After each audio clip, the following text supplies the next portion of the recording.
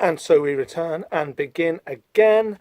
Hello, welcome to issuesode 4 of the Invisible podcast. My name's Bobsy. Hopefully you already know that, but let's not worry about it too much. We are doing Invisibles issue 4.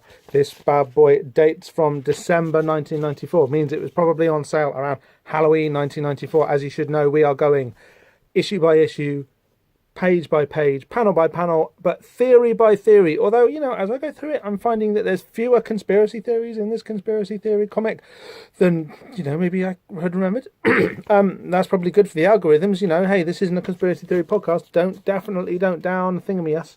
But this is the one, Invisibles issue 4 by Steve Yoel and Grant Morrison.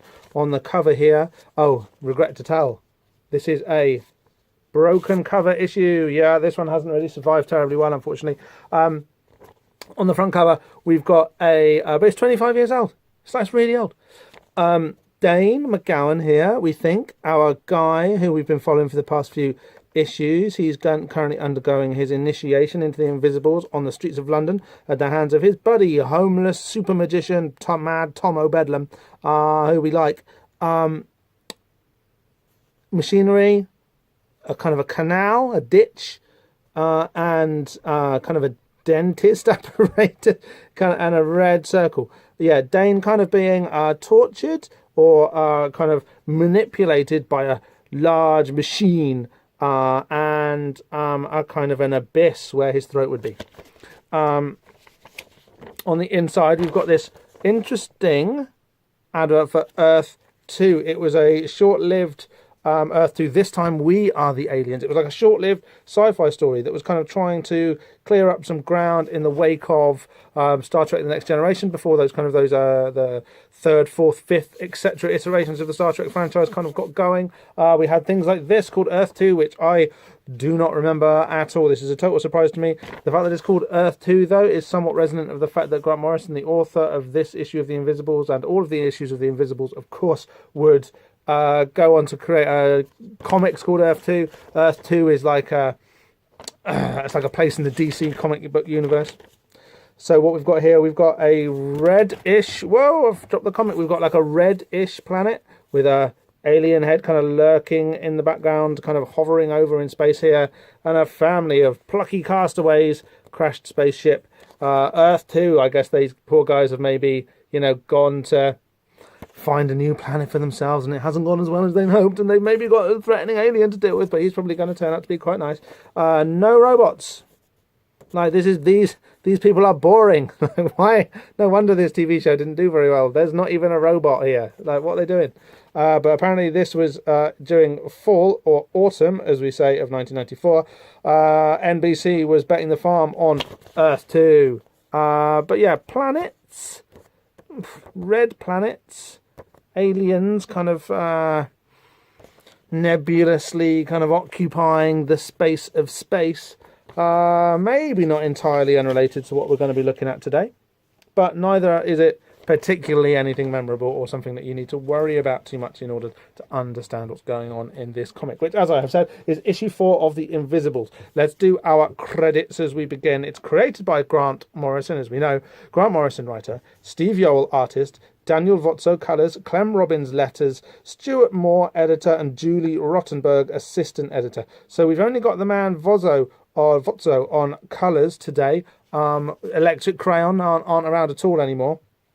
Maybe we'll see that reflected in the art, but we will see it reflected in the fact that here's our credits page here, Down and Out in Heaven and Hell Part 4. We'll maybe see it reflected in the fact that this is a comic that's getting into its stride now. Okay, this is a comic that's kind of begun. It's actually coming to the end of its first story arc. It's been with us for more than a season of Human Affairs, more than a quarter turn around the old sun, and it's into that kind of groove, that kind of monthly schedule now, and any run-up time that the authors might have had to kind of get those first issues underway are gone. So there's a certain kind of quickening of the pace. Really interesting. Pardon me for a cup of tea. A really interesting illustration of that is in this illustration of that. Take a look at that rad car with Dane and Tom driving super fast in it. It's obviously meant to look a bit like the bit where Dane is driving a fast car with his buddies in issue 1 when they nick a car. Remember Dane teaches us how to nick a car, and they head off from the shopping centre to the school where they're going to blow it up, or at least burn it down. This is a bit. Remember how dynamic and kind of like kind of closely inked and digitally FX'd it was. This isn't like that. There's been a much quicker work on like the kind of the color separations, digital or otherwise. Pardon me. There's been a lot kind of less work on this. It's still a great panel. The way that the light bends out of the headlights here is really nice. These speed lines are brilliant, and the fine detailing on Tom and Dane's faces are really good here. But this is a much quicker and kind of not in a good way version of that same frame that we saw back in issue 1.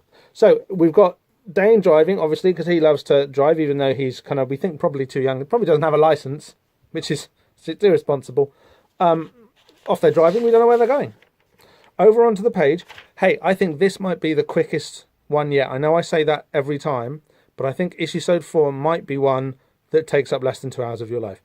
Fingers crossed, yeah? We're going to see how we get on. Because there's just a lot of openness happening. Kind of the density, which has always been a hallmark of the previous episodes, has gone a bit here. Look at these panels. These are open, breathy, airy, light panels with... Well, actually, there is quite a certain amount of dialogue on there, but it doesn't feel like it. We're out of the...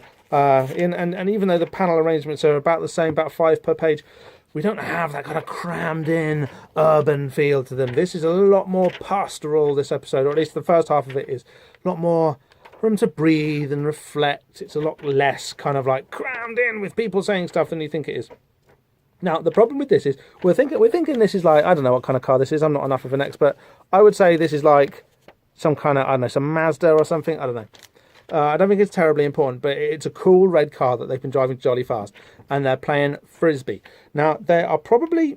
So, one of the nice things that I've been doing so far is tracking the route that Tom and Dane have been taking as they've been going around London. We last saw them just kind of on the muddy riverbank by, Cleopatra's Needle, as Tom took Dane through this kind of Reichian rebirth therapy thing where his emotional defenses as a somewhat traumatized and not entirely happy young man was broken down, kind of somewhat physically, somewhat psychologically though, really, by his mentor, this very talented but somewhat smelly, one suspects, magician, Tom O'Bedlam.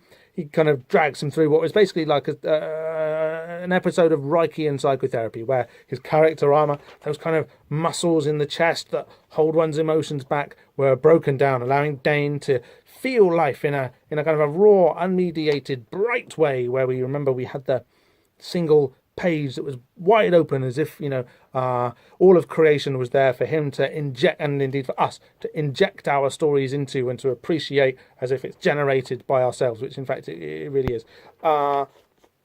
We did all of that. That's our little recap for kind of what happened last issue. They were at Cleopatra's Needle, and now we don't know where they are. They're out in some park. They're out in the countryside. It could be one of the larger London parks, but it's not. It's out in the countryside. The only kind of geographical marker that we might have is this church here. And, honestly, I don't know where it is. This is that church spire could be absolutely anywhere in England. And there's not enough to go on here where we are now, which is nice. So we've had maybe that kind of like little zigzaggy path across the streets of London, and that's gone now. Forget about that. We're going to go back to the city in a minute, but forget about it for now. We're just in the countryside. We've just escaped all of that London stuff, and we're in a space where one can reflect, where one can stand back, where one can catch one's breath, enjoy life for what it is, and not feel the kind of the stresses and strains and the boxes and the roads and the skyscrapers and the pressure of kind of like mediated, fast late 20th century life and late 20th century urban life. And here we're back kind of outside of time, almost back in a place before that maybe has been unchanged for centuries, before, you know, the modern world in all of its wonderful and nefarious forms kind of took hold of it. Excuse me again, that is a lovely cuppa though, and you don't want me falling asleep, do you? They're playing frisbee. Dane's running around. He's full of beans after his rebirthing session last episode. One would expect that for this release of energy, of vitality to come. And Dane is certainly expressing that. He's got a red car, which, you know, he's too young for it to be a midlife crisis thing. So it is just an injection of pure, you know, motive force, this cool red car. They've taken it out to the countryside where, you know, it smells of poo and the birds sing, and you know, and the trees have leaves, and you know that life is happening. And he's gambling around like a little lamb, playing frisbee, a red circular frisbee. Frisbees are circular, annotate. A catch, and he throws it to Tom. Tom does this very sort of smooth, just catch. Easy, I can catch gnats on the wing and snatch songs from the beaks of birds. Colds I can catch too, but who'd want them? He's playing around a bit here. We'll get to this. He's playing around a bit with language and the way that, you know, metaphors structure the way that we can say things and what they kind of mean about the things that we do. You can't catch me though. So, and he's all gambling around, like Dane is all gambling around, all happy and full of beans. And Tom is sat on a log reflectively saying, "Oh, look at you, I'm much older than you are. Loodla doodla, come march to wakes and fairs and market towns. Poor Tom, thy horn is dry." So he's definitely being reflective, not to say somewhat kind of, yeah, a little bit kind of morbid and like out the way a bit. What a long, strange dream it's been. Poor Tom's a cold. I cannot dance it further. It's getting near time for me to go. You remember that they said at the end of the last episode they were going to jump off the top of Canary Wharf. This is obviously like a bit of a time-out that they're having before that. And Tom is using it to, you know, enjoy the company of Dane. They're eating crisps and drinking cans, probably cans of lager. I hope it's cans of lager. I hope it's not cans of Coke. Yeah, drinking cans, sitting around in the countryside. Dane is like running around. Tom is having a nice sit down. They're both doing the things that are appropriate to the people they are. Everything is as it should be. The countryside is green. The sky is blue. The sun is out. The birds are singing. And it's really nice. Tom says this on page 3, the final panel. I can see my life as it is now. One shape. I can see its edges and boundaries, so small it seems. Look at those beautiful electricity pylons. Okay, so a few things to notice here. He's talking, look, he's looking directly out of the panel. He's looking at you. He's looking at me. He's looking at the reader. He's aware here of the fact that he is a creation in a comic. This is something that, remember when they were talking about the passage of time and how it happens without them noticing. That's something which is kind of like unique to comic book characters as well. But here Tom is saying very clearly that he's aware of it. He can see the edges and boundaries of his life, how small it seems, and he's literally talking about the edges of the panel here. You know, but he's looking at us. This is like a kind of a motif that the author Grant Morrison uses quite often throughout his career. Certainly has done a lot. Comic book characters coming out of the screen, out of the page rather, breaking the fourth wall and talking directly to the. Not just talking to the author, but kind of like showing an awareness, or the author or the reader, but showing an awareness of their existence as a comic book character, and the obvious implication of that, which is that there's a reader, a god thing maybe, or a kind of a higher type of being that's watching what's going on. But the way that it kind of segues, what it segues into is really, really interesting, I think. He says, look at those beautiful electricity pylons. And then we cut over the page and he's looking at these, beautiful electricity pylons. Who doesn't love those? One day when we're all gone, the creatures who come after us will find these old steel skeletons marching across desert waste or tropical swamplands. Think how mysterious they'll appear. The new caretakers of the earth will wonder if these pylons were built to mark highways of unknown and forgotten power. Right? So he's saying, look at these. He's looking at us, the readers, because he knows he lives in a comic. But he's saying, look at those beautiful electricity pylons. Now, the first thing that everybody knows about electricity pylons, certainly these kind of like classic sort of like 50s 60s British vintage ones that we get, everyone in the UK kind of like has an affection for them, even though they're being phased out as a design now. They do look weird, and they look like men marching across the landscape, and that's always fun to see a big line of electricity pylons and kind of be like, oh, they're like big metal men. And the fact that they do was, you know, it inspired Ted Hughes's book The Iron Man. One is always tempted to think of the tripods in H.G. Wells' War of the Worlds when one sees them, because of the way they seem to stagger metallically across the wilderness and the landscape. But obviously they carry electricity. That's what they are. They're structures, as Tom says, or highways for power, for unknown, unforgotten power. But that's us. Remember, he's looking at us, and he's saying that we are electricity pylons. He's saying that we are things that are built to mark highways of unknown, forgotten power.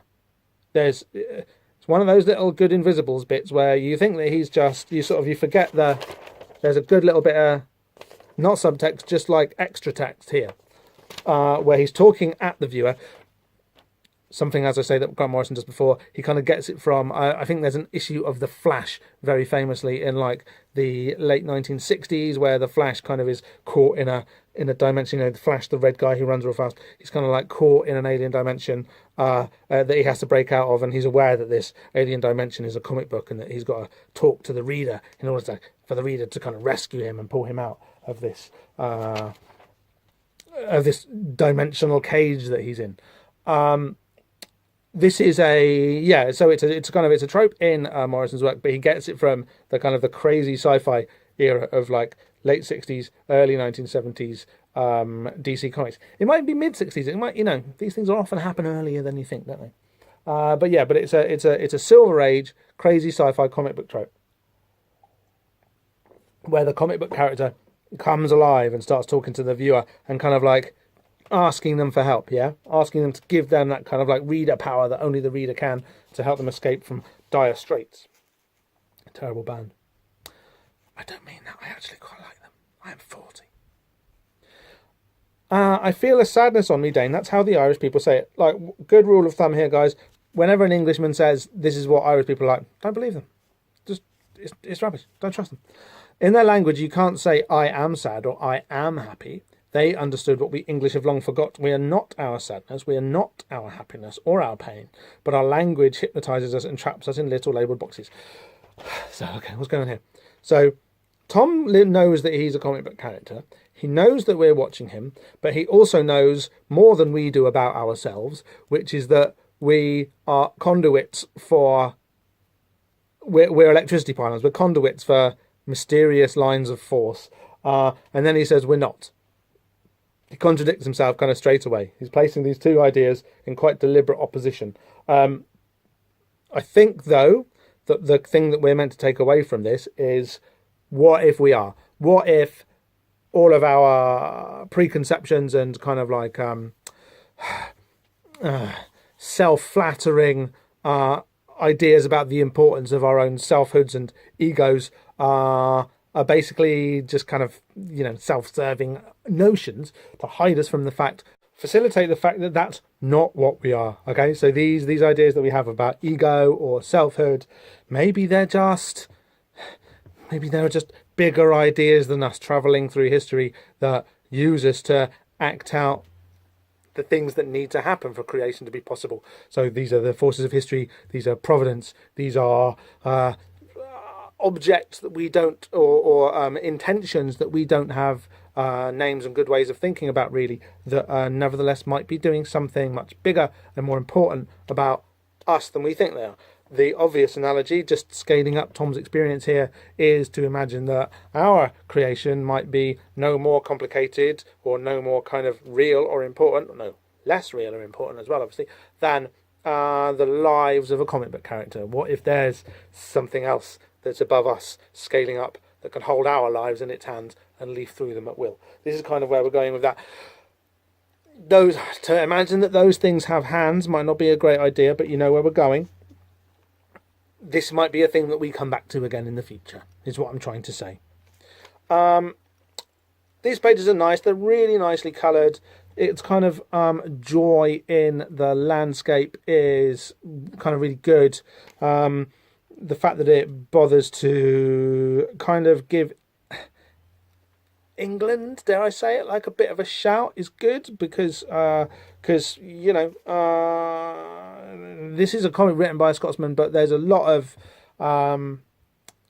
understanding of like Englishness in here, which is really interesting. Regardless of what is said about Irish people here, you know, and you know, Scottish, Irish, and Welsh people, they all just kind of say like, yeah, we're the same. Sorry, guys. I'm Irish too. I'm allowed to say stuff like this. Yeah. So there's a nice. This is a nice. They go out into the countryside. Like you remember Wordsworth in the previous episode. He went out into the countryside. That was his whole thing towards the end of his life. Was just, well, this is kind of the later phase of his life, was walking around the countryside and getting out there and meeting the trees, meeting with the electricity pylons, if only they'd had them in his day, of course. And kind of communing with them, kind of finding out what it was they would have to offer. And this is what the guys here are doing. But they're just enjoying the moment as well. They're enjoying the sunshine, and they're enjoying the trees, and they're enjoying the pylons. They're enjoying each other's company, which is really nice. Sure, am I going to do my Scouse accent again? Shut up, will you? And give us some crisps, you dirt greedy old bastard. Get your own. You said you don't like smoky bacon. This is a thing that we get a lot. We've seen this already. Somebody will say something kind of highfalutin, or potentially philosophical, or dealing with ideas of kind of some sort of higher metaphysical kind of complexity, and then the dialogue will be brought back down to a bump really quickly. So we go from talking about the way that language or kind of bigger things might be capable of trapping humans, humans as they could or should be, in little boxes, with give us some crisps, you greedy old bastard, and get your own, you said you don't like smoky bacon. Just we come crashing down to earth with this kind of from high to low, with nice, very kind of realistic and relatable discussion of the mundane. Smoky bacon are good. Smoky bacon are good crisps. I think most people would find that uncontroversial. I think people might be a little bit suspicious of Dane for not liking them, but that's fine. Don't worry. When I talk about death, so yeah, they keep, and basically what they're doing is they're planning to go back in. They're having a little time out to plan to go back into the city to jump off the top of Canary Wharf. And Tom is saying, "I'm going to die," and Dane is saying, "Don't be silly, you're not going to die." Tom is kind of disagreeing with him. He's kind of saying, "No, I think we are. We sorcerers have to be warriors. We don't lie on our beds waiting for old death to come sidling up in his cap and bells when we least expect it. No, we go a knocking on the bugger's door." Fuck off, I'm not committing suicide. "I only said I was going to show you death," says Tom. "Your name in the order will be Jack Frost."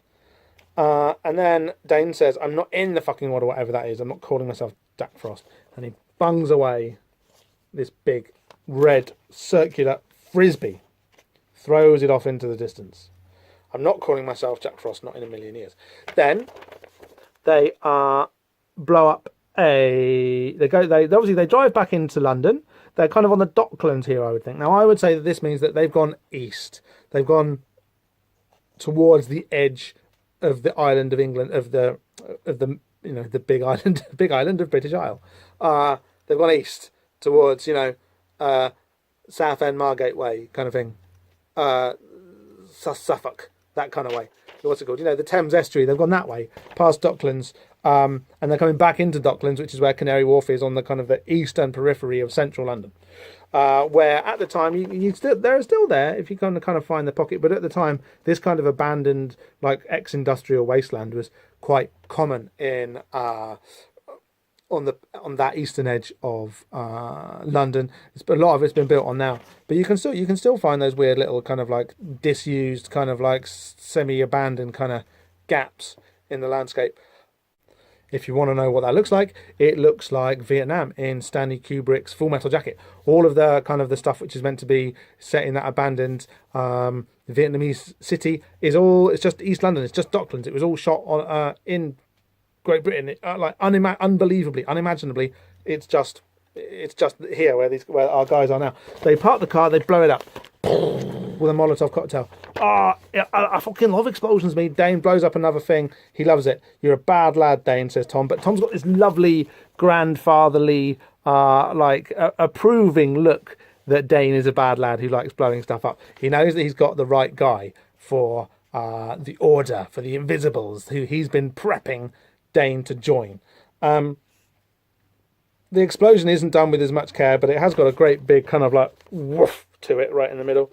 Like I say, it's great that we haven't lost that Dane too much. It's great that this pretty profound, like, spiritual transformation that he's been undergoing for the past couple of issues hasn't affected him too much. He's still a naughty young lad who, as he says, fucking loves explosions. And why shouldn't he?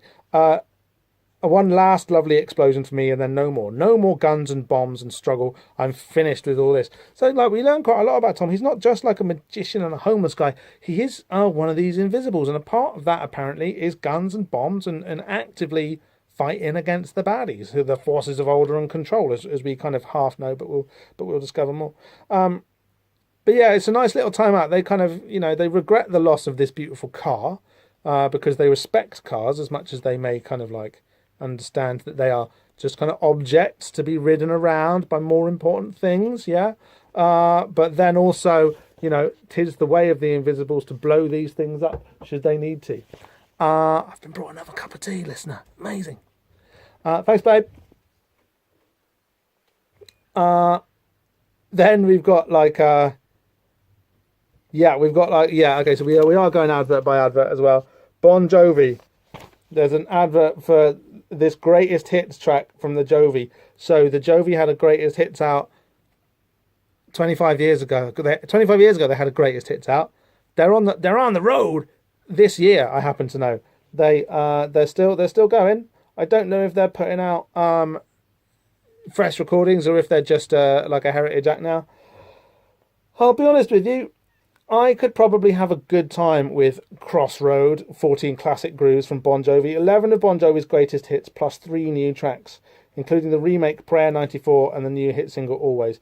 Don't know either of those, but it's got Living on a Prayer, Keep the Faith, Wanted Dead or Alive, Lay Your Hands on Me, Blaze of Glory, Bad Medicine. Yeah, there's half a dozen good tracks on here.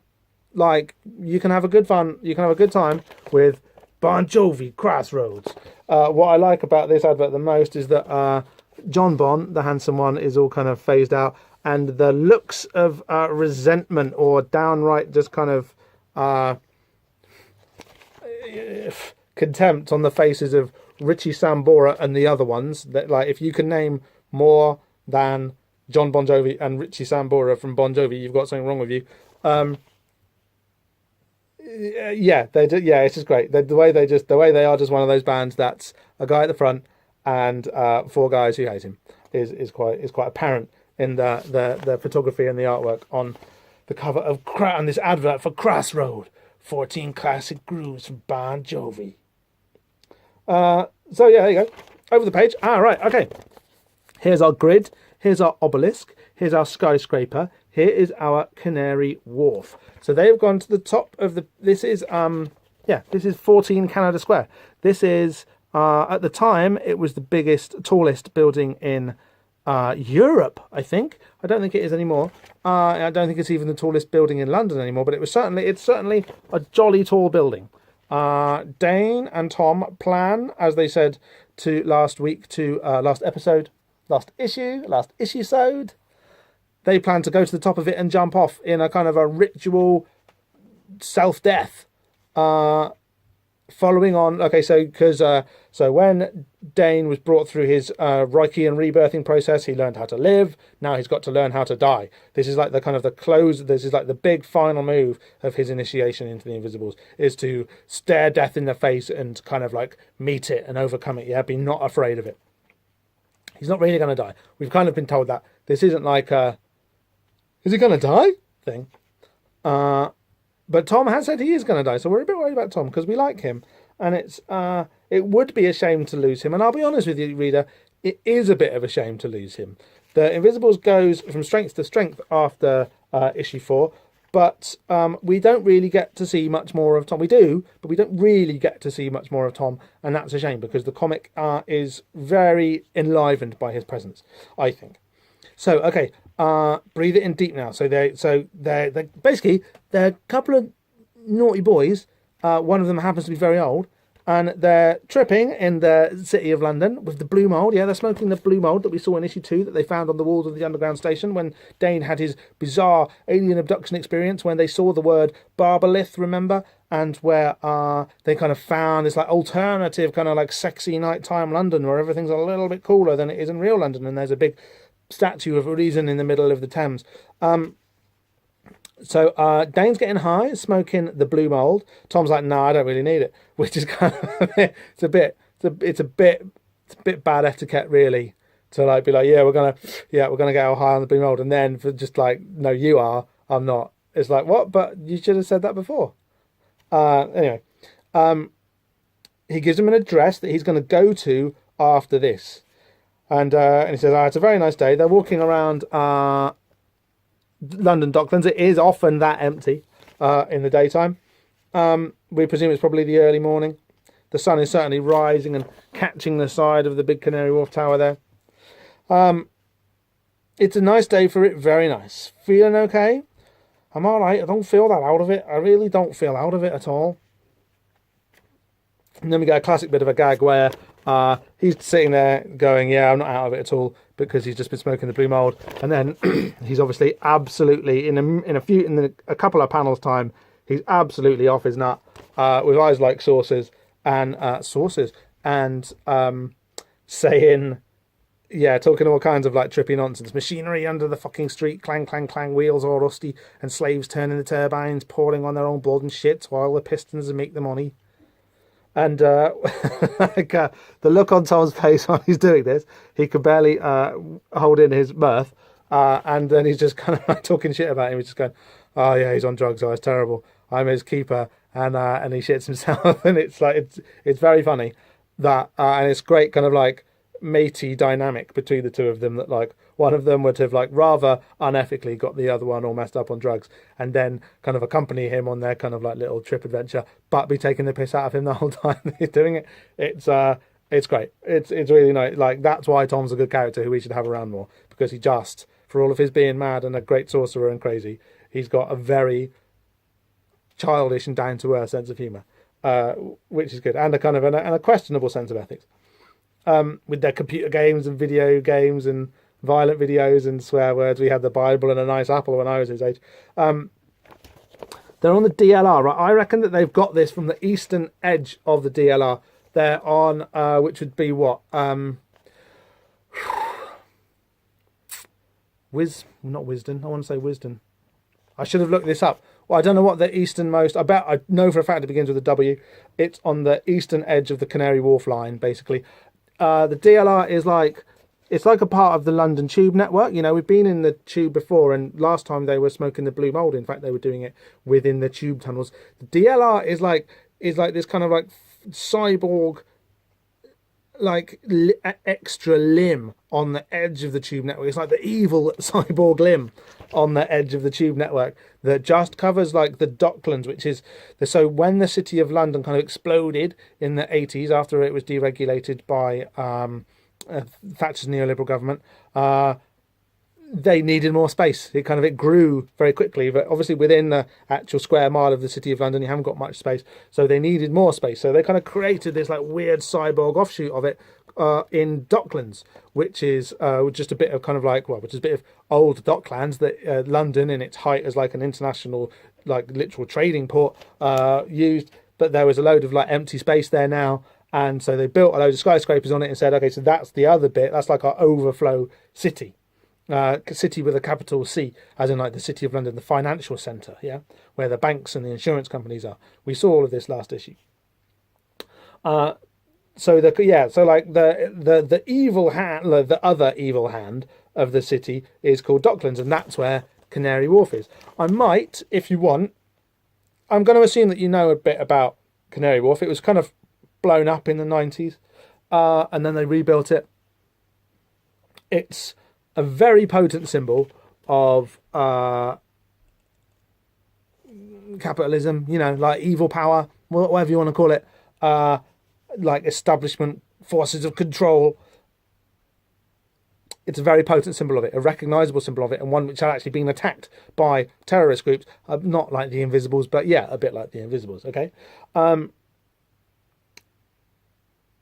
The cool thing about the DLR is that it doesn't have drivers. They're completely automated trains, and you can sit right on the edge as if you were in the driver's seat and kind of see the landscape. This kind of weird, like neat, like industrial kind of It's kind of like futurist, but like in quotation marks. It's like a futurist architecture as a vision. It's like a living retrofuturism. In the 80s, this is what people thought the future would look like, is still there, crystallized within Docklands, and specifically within the Docklands Light Railway, with all of the station and track infrastructure. It looks like it's been built with a very sort of 80s, can't wait for the future to arrive aesthetic to it.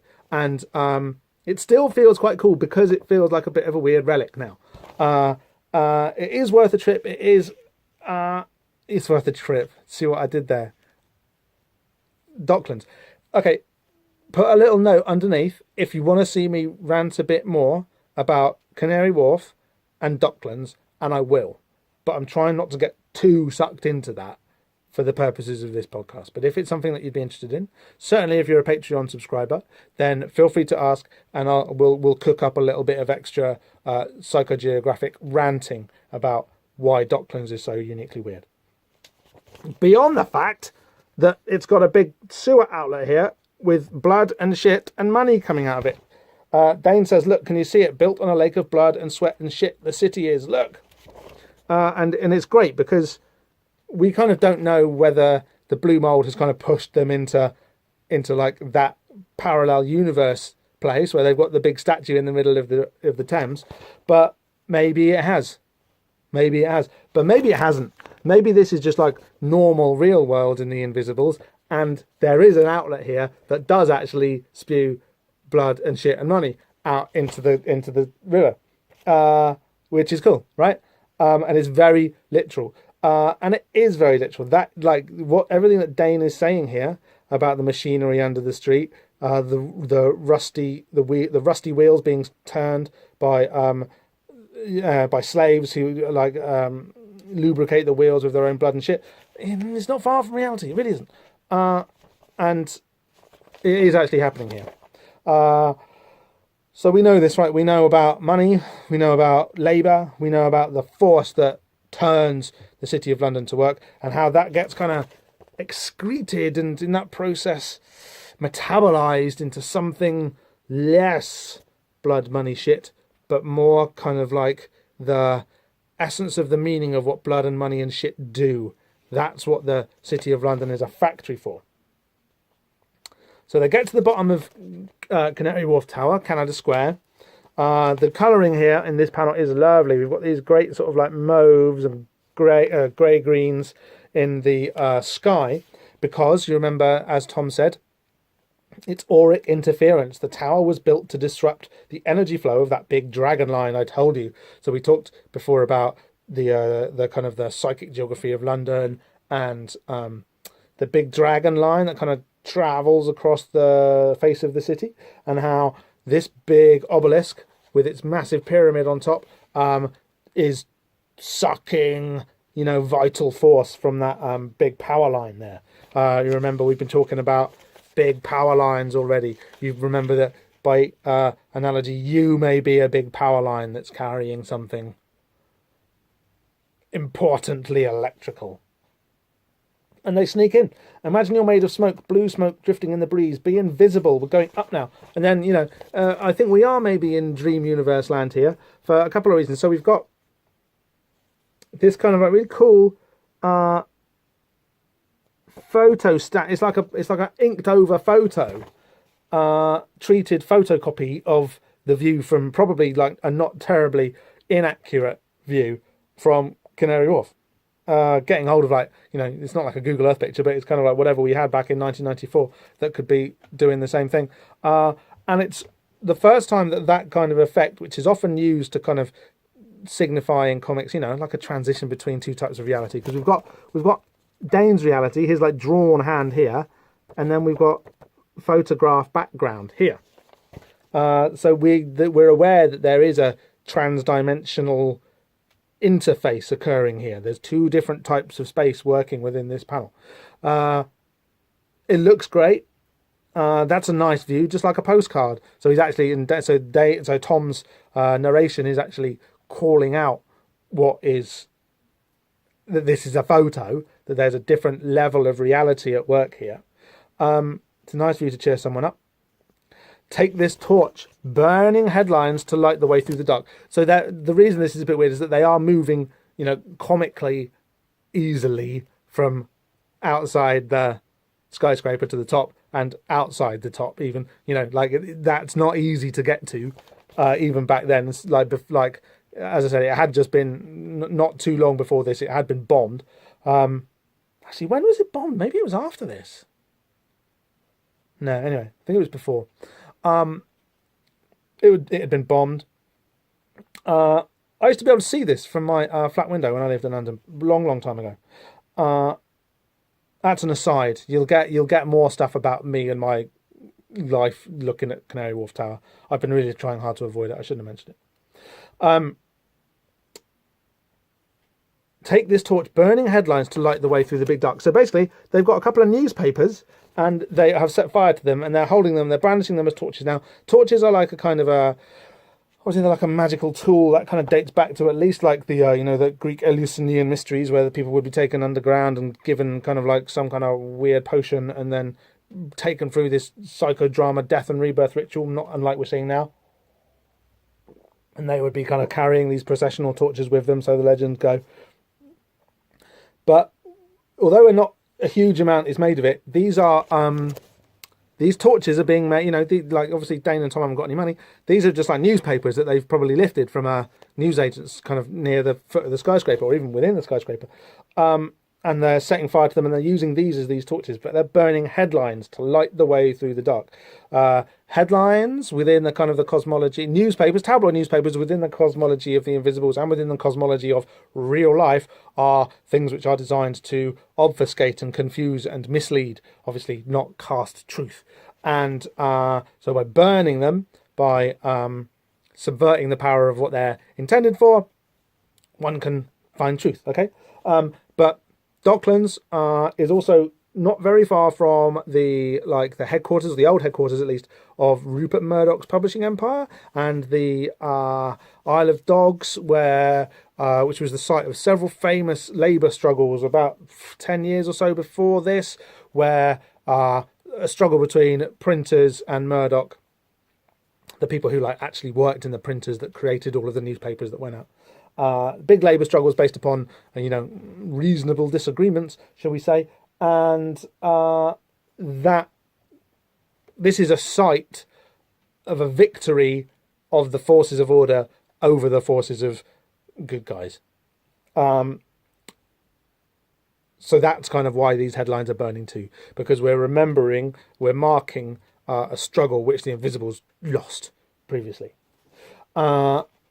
Look at it, Dane. Look at it, the world in its proud array, like a cask of jewels. I'm not calling out every Lear reference in Tom's dialogue, or every Shakespearean reference or even just any literary reference in Tom's dialogue now. It's just all of them, right? It's just like that's how he talks. Proud array. It'll offer you everything you ever wanted, but it's just pictures on billboards. Dream cars, dream women, dream houses. We've already seen the dream car. Time to wake up now and say goodbye. So this is kind of like Tom's last message to Dane, really, as we'll see. You won't die, you're young, with your whole life ahead of you. I can't fucking do this, man. I'm shitting myself. I don't want to do magic. Just let me down. I'm out on my face. It's really nice. Dane's completely freaking out, as you would. There's no bravado. There's no real awareness of what he's let himself in for. He just doesn't want to do it. And Tom is kind of doing the mental role insofar as he's committing to carrying Dane through this difficult thing, telling him the things he knows he has to hear, and kind of relying on the strength of their relationship to build the trust to take him out, right? So he can't say, trust me, although he does. But like the words, as we've discovered, words aren't what you are. The fact that Tom says trust me to Dane doesn't make Dane trust him. The fact that they've been mates for a long time is what makes Dane trust him. And they're holding hands together with their torches, and they leap off the top of Canary Wharf, off this massive big pyramid structure. This is great. It's like Superman or Batman or something. They're on the top of a skyscraper. God knows how they've got outside it like that. It's just we're in comic land now, and the way that the Invisibles is happy to play with these kind of layers of photorealism, of interfacing and looking out at our universe, and then just being, in comic world where these strange kind of like scenes can happen just for the convenience of it, because that's what the story wants to do, is great. There's a real fluidity, and somehow I think it's obviously a combination of the consistent writing, good art. It all just works. There are some very bizarre, jarring transitions at work within this page, but it just feels okay. Just feels like you're having a good time, and the unreality of it, we understand by now, is part of the point, and it's a good point. It's fun. We're liking it. And they jump. So they're holding hands. It's really nice. Just trust me, he says. Dane doesn't trust anyone, but he's going to trust Tom, and they're going to jump together, even though Dane isn't like, I'm going to jump because bungee jumping's cool. Base jumping is cool. He jumps and he lets it, and look, it's really nice. Dane is well panicking, and he's let go of his torch, but Tom is like falling in a very dainty, kind of dignified pose, and he's held onto his torch. All of these nice long falling panels, they're brilliantly designed by Steve Yoel. It's like it's not cool. This art doesn't call attention to itself too much, but these pages are constructed really well. Like, the storytelling in them is a great combination of strict tell you what you need to know, and just like poetical comic book fluidity, just getting you through it, telling you exactly what you need to with the page. Look at this one. This panel's just empty. There's nothing. It's just weird, not quite blue sky because of the dragon line, a cloud, a building, and a little guy here and a tiny speech bubble. But it all works beautifully within the context of the page and the context of the story. And then boom, suddenly over the page, and there's no turn the page transition here, which is great because we don't have that. You often use the turn of the page to kind of create like a dramatic difference. We don't get that here. The transition from Dane falling to him just hitting this blue portal, this blue rose of a portal in the sky, and landing and not falling 100 floors to his death. You don't have that turn of the page to sort of like symbolize it. It happens even more obliquely within this gutter space here that separates the two pages. And that's nice. That's nice. It works well in this context, even though you wouldn't necessarily do that. You'd try and fit it in the page turn so that the author, the reader, is kind of involved in switching that dimension from one to another, yeah? Of making those two universes change. Doesn't happen here. It's all just concentrated. You're just falling into it all the time. And it works really well. And what? Hang on. So Dane jumps off the top of the building, and now there's a big blue light, and suddenly he's almost back where he was before. Look, there's another church spire there. He's very much nearly fallen back to where him and Tom were a few pages ago, but the light is all weird. It's definitely not Kansas. It's not normal space here at all. And he's going, oh shit, fuck. Yeah. And he is falling, but he's not falling like falling from a million floors up falling. And he's bathed in blue, green, orange, and red light, and then he kind of comes to, and there's just a big red dot above him. We've seen that big red dot before. We've seen that big red dot at the start of this episode. He was playing with it as a frisbee, and he threw it away, and now it's kind of come back. And he sort of gets up and he's looking at it and he's pretty freaked out. And it turns green. And he goes, fuck this. And he just legs it. He just kind of rolls across this scenery and this landscape. There's a bike, and he finds it. What the hell's going on here, frankly? What the hell's going on? I think we're thinking of The Prisoner. I think that's what we're thinking of here. That's a show which kind of, a bit like The Wicker Man did in its previous episode, it's wearing its influence on this comic quite lightly. Now, this comic is wearing its influence from The Prisoner quite lightly. Later on, it will wear it much less lightly. It will be quite obviously like, this is a bit like The Prisoner, isn't it? But I think this is it too. This is the rover from The Prisoner, a big white sphere. But it's not a white sphere anymore. Now it's red and then green. So it's kind of saying no, and then it's saying, okay, go. And he does go. He legs it, and he's rolling down. He's in this mauve zone, and he's rolling down these hills, and he sees a bike, gets on the bike, and he rides along it. I don't really know what the bike's about, if I'm honest with you. I think there's probably a touch of Flann O'Brien about this. Another kind of like minor touchstone for the Invisibles. Because bikes are obviously important to the third policeman.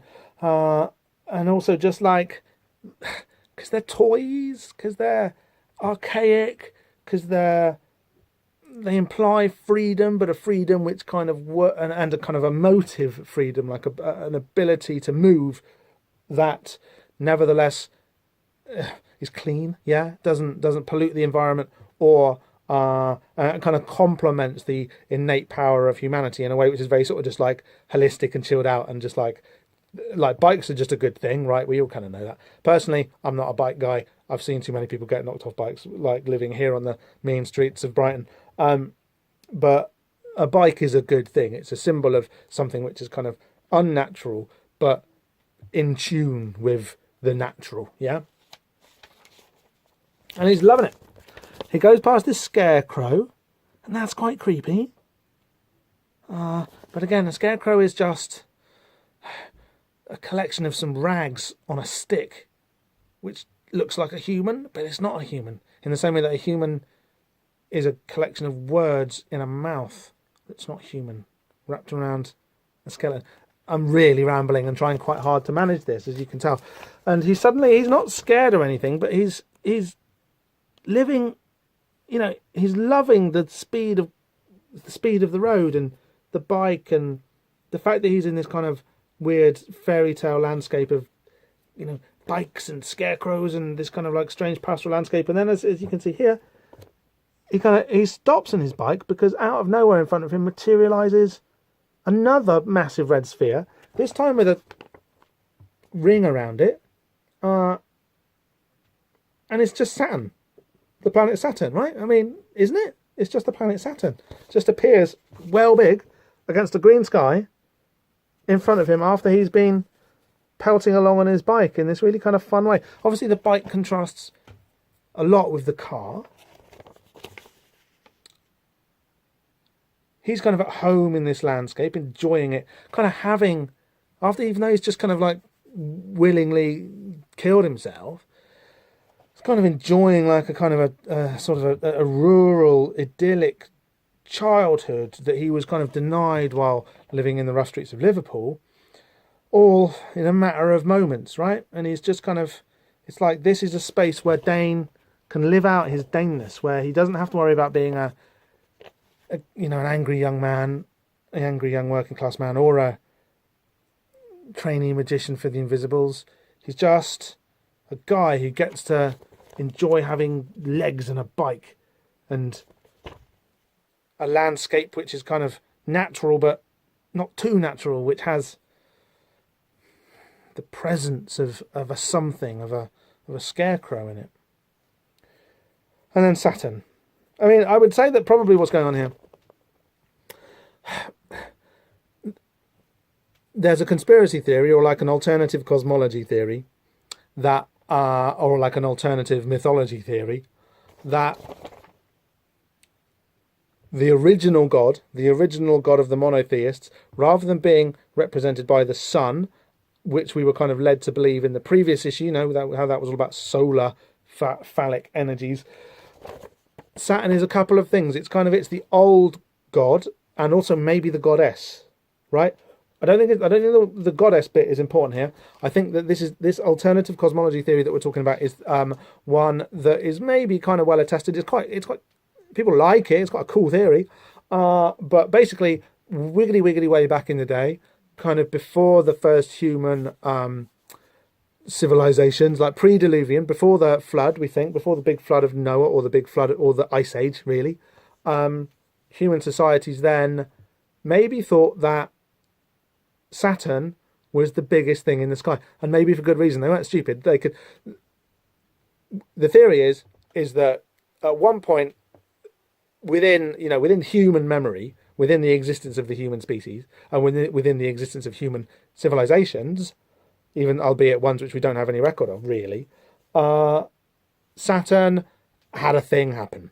Saturn kind of blew up a bit, got much bigger, and for thousands of years potentially was much bigger in the night sky than it was, and kind of was ejecting its gaseous mass, or maybe more than gaseous mass, in a cross shape. And this is why crosses, like the one that the scarecrow is strung along, are religious icons, is because originally the biggest thing in the sky, and you could see it apparently, or perhaps during the daytime as well as the nighttime, that was how big and bright it was. It was bigger and brighter than the sun. So kind of like the beginning, and this was happening in the night sky at the time that the first human civilizations were being formed. So a lot of our kind of ideas of theology and cosmology and astrology and our understanding of metaphysics in the way that we think about it in relation to the cosmos that we can see out of our window is a Saturnian one where Saturn was obviously, just like looking at it, the most important thing to look at in the sky. Not the sun, not the moon, Saturn. And I think that's what's going on here. Now, you'll be looking at me going, but this is, spoilers, this is Barbalith. And you're not wrong. Do you remember how Barbalith, we looked at the etymology of that word of lith and Barbie, and we sort of thought that it probably meant wise stone or the wisdom of stones. The wisdom is related to the big beard. Now, this doesn't contradict any of this, because Saturn is always like this figure of Saturn from like, Greek Roman or pre-Greek, pre-Roman sources. He's got a big beard. Kronos, old father time. He's got a big beard. So maybe the bearded stone is Saturn. Maybe Barbalith is Saturn. We'll see Barbalith again. That looks a lot like Barbalith too. We're going to dig out. I'm really going to try hard to dig out where this actually lines up. I suspect it may just be fuzzy.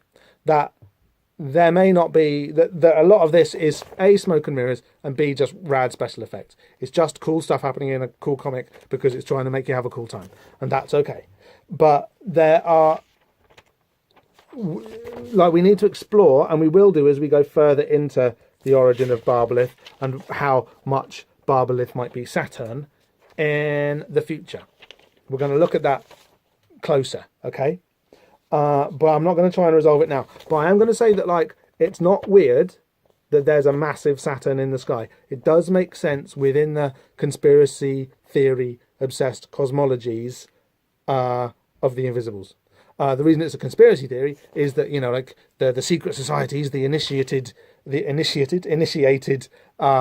orders, like the one that Dane's joining, that their big secret is all of the understandings that we have about the wider holy universe come from the fact that it's Saturn that's the big kahuna, not the sun.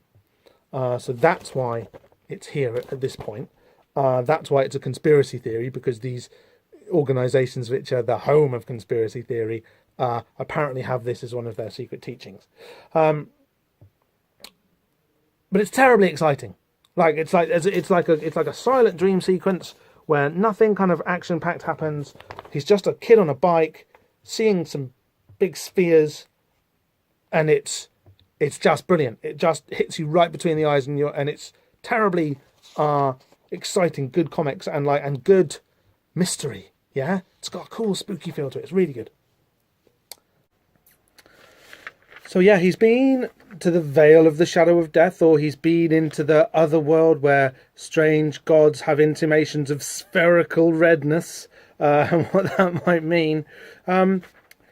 we come straight back down to earth as we go over the page.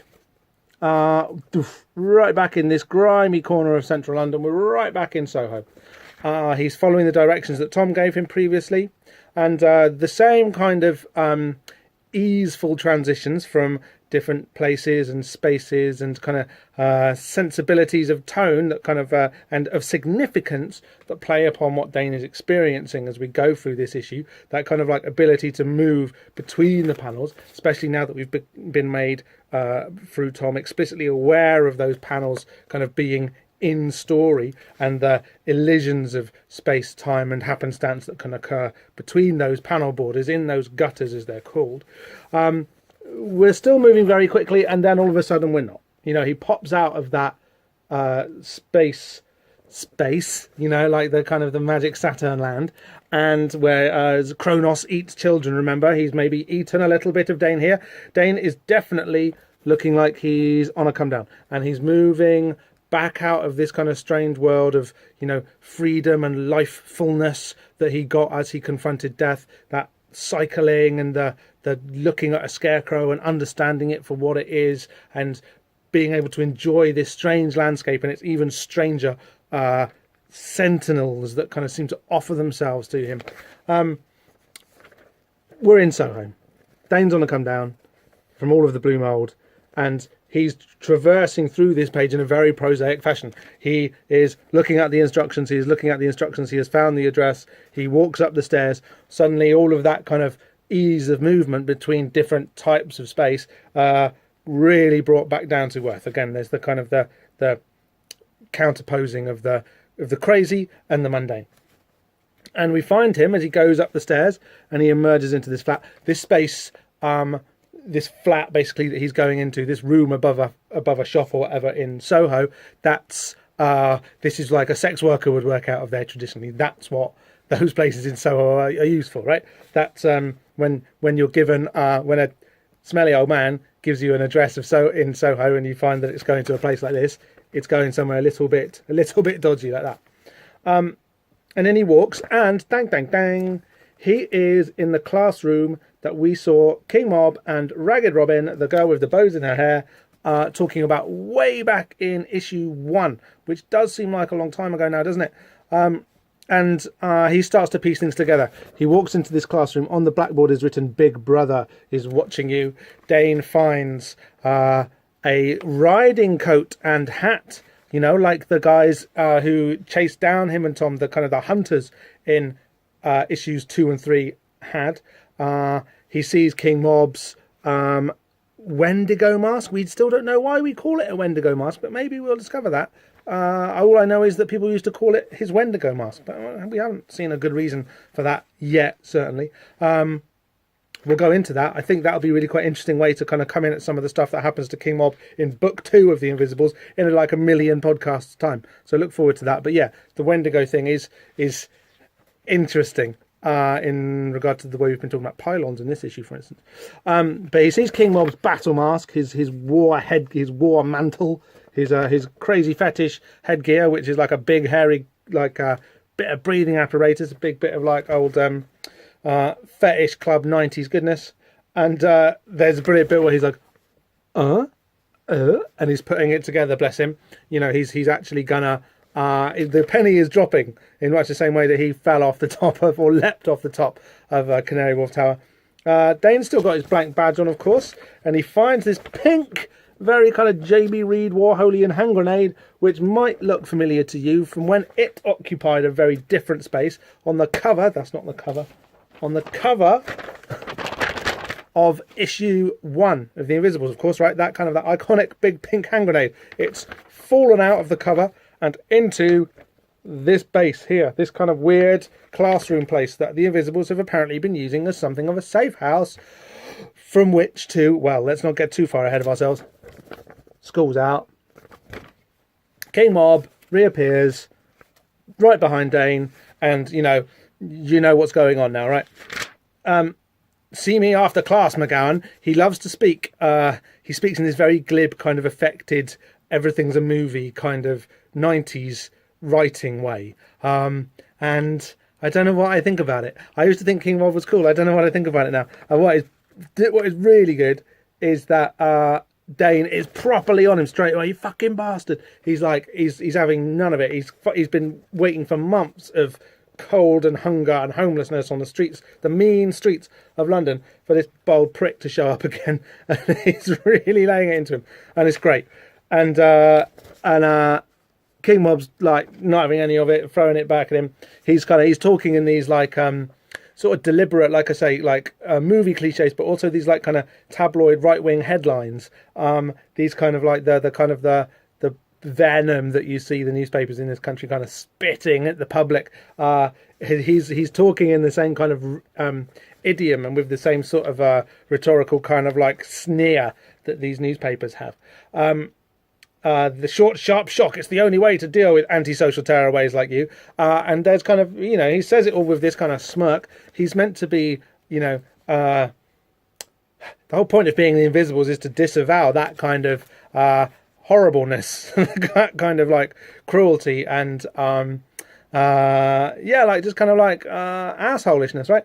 And King Mob is kind of like being ironic about how that's the way that you deal with people like Dane, is to give them a terrible short, sharp shock. But aside from the fact that he had his mate Tom there, he was thrown onto the streets of London, which is kind of, if not for the fact that the borstal that he was rescued from was a sci-fi, we take out your soul borstal, is also bad, right? Homelessness for 6 months on the streets of London, 6 months in Borstal, both bad.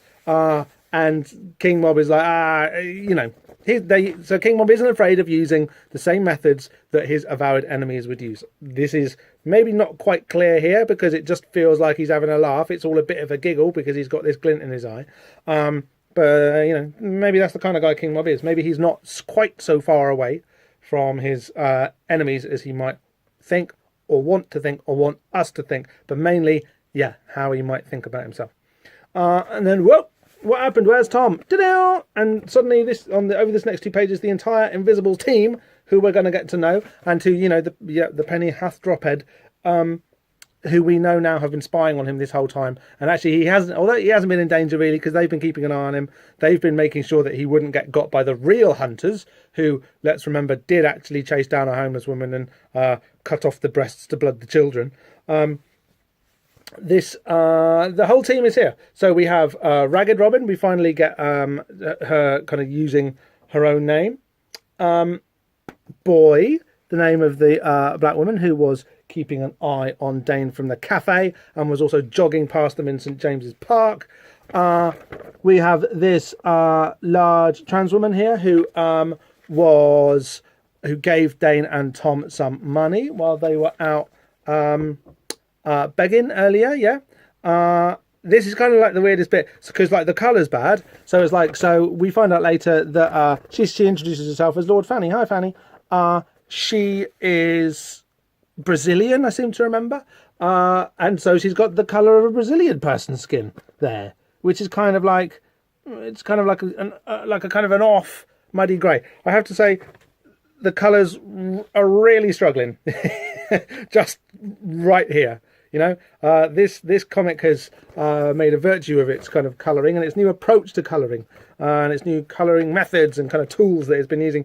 And yet we get this kind of picture of, fair play to Yoel. There's like, she looks like a trans woman. Let's give her that. Let's give him that too also as being a, as a thing that's been drawn. But the colouring's terrible. She looks all wrong. She doesn't look all wrong, just the tone of her skin looks all wrong. Do you want to join the Invisibles? Oh, that'd be fucking right. Where's my mate Tom? He's dead, you're alive, come with us. And that's kind of how it goes. She's joining the Invisibles. He kind of goes, nah, I'm not joining you. Oh, interlude, sorry, I jumped ahead of myself. Interlude. A phone is ringing in the Palace of Westminster. That's Big Ben. So this is another one of these solar fallacies that we've been kind of getting used to. The phone is answered by this strange guy. The word Orlando is used.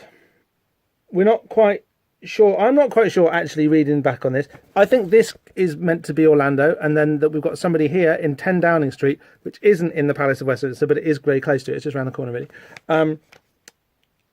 This could be Orlando, and somebody from within number 10, and that means the Prime Minister. That's who lives there. The Prime Minister of Great Britain, or one of his, who would it have been? 1994 would have been John Major. Yeah, is sort of talking to this guy who we think might be called Orlando. I think the colouring's let us down. Some of the communication has let this comic down a little bit here. It's not quite clear if this person on the phone is that person on the phone. They kind of could be the same, or they could be having a conversation. Either way, we've got a name, Orlando. We've got a location, and that's 10 Downing Street, Westminster itself. We've located an invisible safe house in Soho. I'm sending some of our people in. They're on their way. You might want to know that it's being used by King Mob and his group. I thought that would set your juices flowing, Orlando. So we've got a name.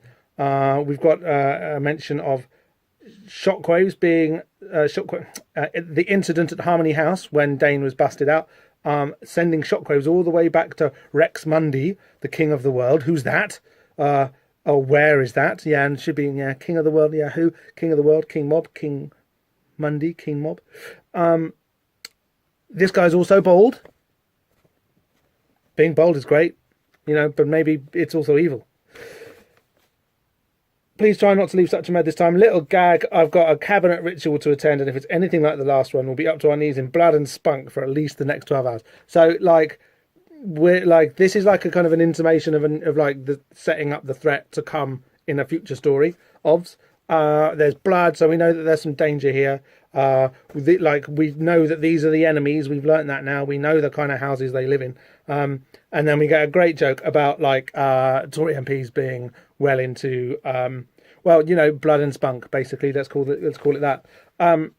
We'll get to see more of that. I've got to try and track down this little 6-pager where the kind of the 90s phenomenon of high up Tory politicians killing themselves via autoerotic asphyxiation. Sad but hilarious. Yeah, it's hilarious. I'm going with hilarious. It's a thing that happens in The Invisibles. It's kind of covered by a little 6-page strip that happens outside of the main issues, outside of the main comic. And we will. I'm going to have to track that down and find it, and we'll do stuff about blood, spunk, Tory MPs, and cabinet rituals as they're described here. Then. Okay, so we're not going to get too far into that now. But we've got a nice little setup of baddies. Ooh, threat, danger, something around the corner. And we know that the baddies are sending dudes to the safe house where our heroes are right now. And then we've got an advert on the next page. So there's this lady, see, and she's got this dog, a Doberman, a real mean monster, and she comes home from work, and dun dun dun, the dog is choking. It's like the big book of urban legends from Paradox Press. These 3 panels, and then we have these 3 panels where the lady takes her dog to the vets, and there are 3 human fingers in the dog's that taken out of the dog's stomach or something, or it's removed from the dog's throat. Oh my goodness, the dog's bitten off someone's fingers. This is a familiar urban legend. There is relevance here to us in the severed fingers, in the dog, in the urban legend vibe of some of this. Also, there's a real resonance here, I'm sure, just because of it totally is. You can just tell because of the face, especially from this angle here.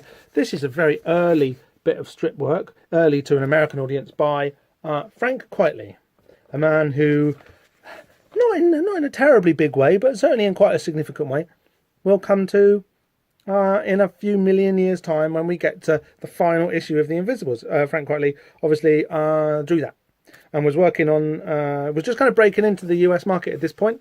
This is perhaps, I should probably have done a bit of research on this. Where are we with Flex Mentalo? Has that started yet?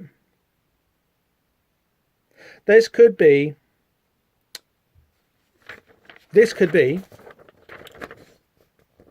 Frank Quitely's first appearance in a published American comic book, or certainly in a mainstream pamphlet, in a pamphlet published by Marvel or DC or image, not the image weren't really going then, they sort of were, but they were just, they weren't the image that we know now.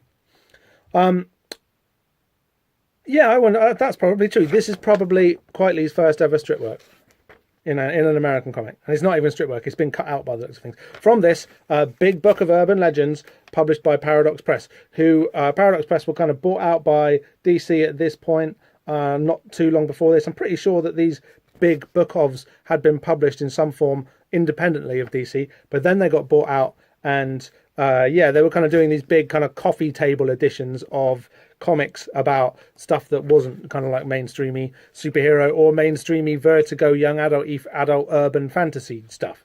They're like big fat slabs. I've got the conspiracy theory one rather than this one, which is the urban legend one, and it's great. These are things that you can still sometimes see in secondhand shops or whatnot near you, and find them. These are Paradox Press is the big book of ... There's like the big book of drugs, the big book of conspiracy theories, the big book of urban legends. There'll be like the big book of murder or something like that. There's all those kind of like good, somewhat countercultural, toothy topics. The big book ofs by Paradox Press, comic book kind of like real quick overviews of them, drawn by some of the best names in the business. Really good, well worth picking up if you can see one. And you normally can. They're probably like a penny on Amazon. It's ridiculous how cheap a old book from the 90s, which is well worth its time, can be now. So go and check it out. And then we're back over the page, back into the strip after that advert. And Dane is still going, oh God, what's all this about? You want it, I want it. And he's seeing people who want Tom for the first time in a long time. He knows that these people are kind of, if not trustworthy, certainly kind of like on his wavelength. And he wants to unburden himself of all the, frankly, crazy shit that he's been going through in the past few months. But he's also kind of starting to disbelieve it himself, because all that jump and stuff was just shite, wasn't it? Those things I saw, I was tripping on that blue mold, and I just imagined it all, didn't I? You lot were just fucking up my head. We know that accent slipped worse than I meant it to, sorry. We know that obviously this is a comic book, and it doesn't matter whether it happened in his head or not. Those orbs that he encountered were very real. And then this gets confirmed with King Mob's shit-eating grin again here. There's no such thing as blue mold, Dane. There's just moss on the walls of an old abandoned station under the ground. You can't get high on it.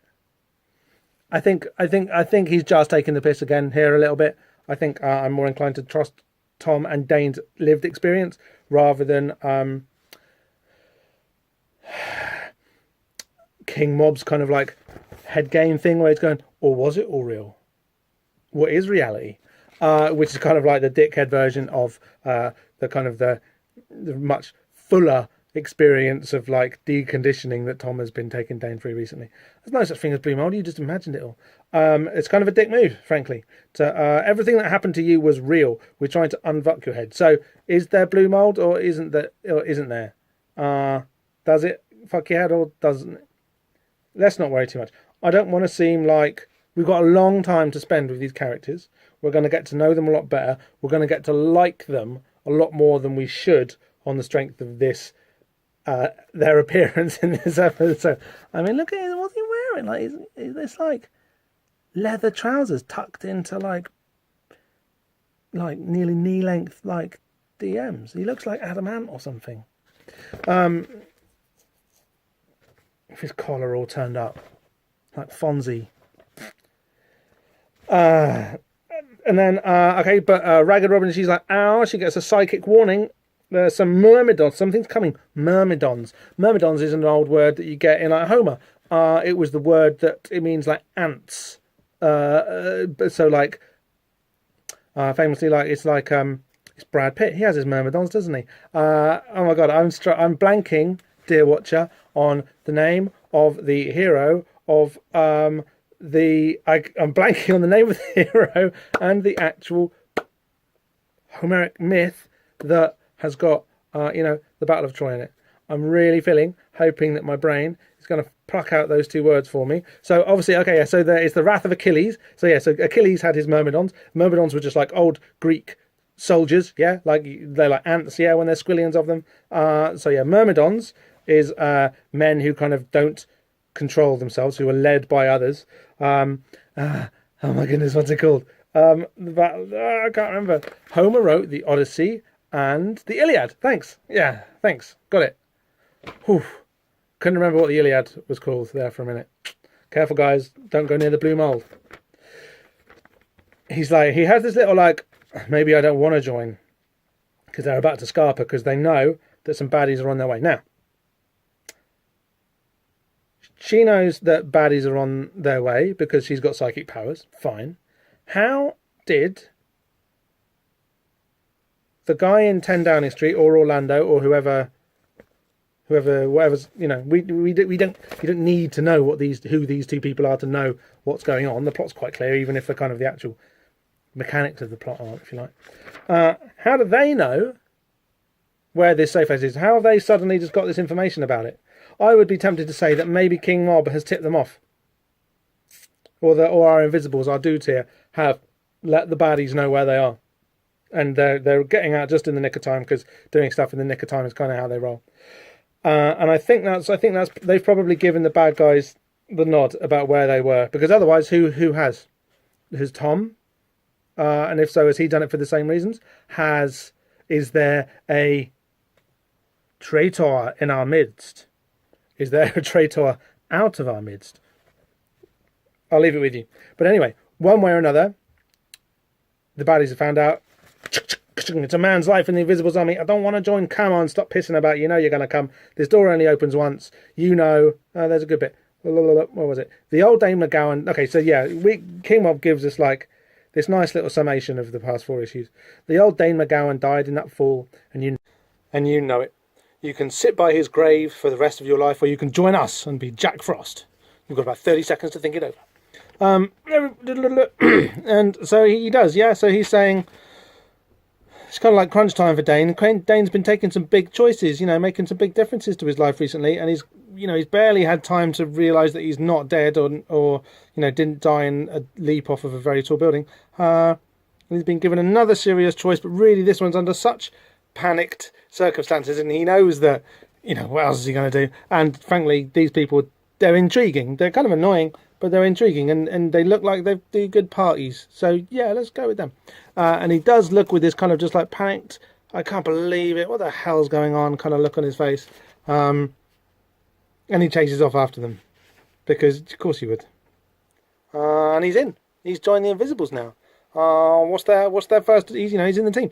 That whole 4 issues that we've had that set up this entire. We had our first issue, and then this 3-issue story arc has set up a really kind of interesting journey with this kind of like sweet, annoying, but awesome young man who we kind of want to spend some time with, right? Like, I really want to see what he's going to get up to with these guys. I want to know more about these guys, but especially I want to see how this guy, Dane, Jack, as he maybe gets called now, is going to develop.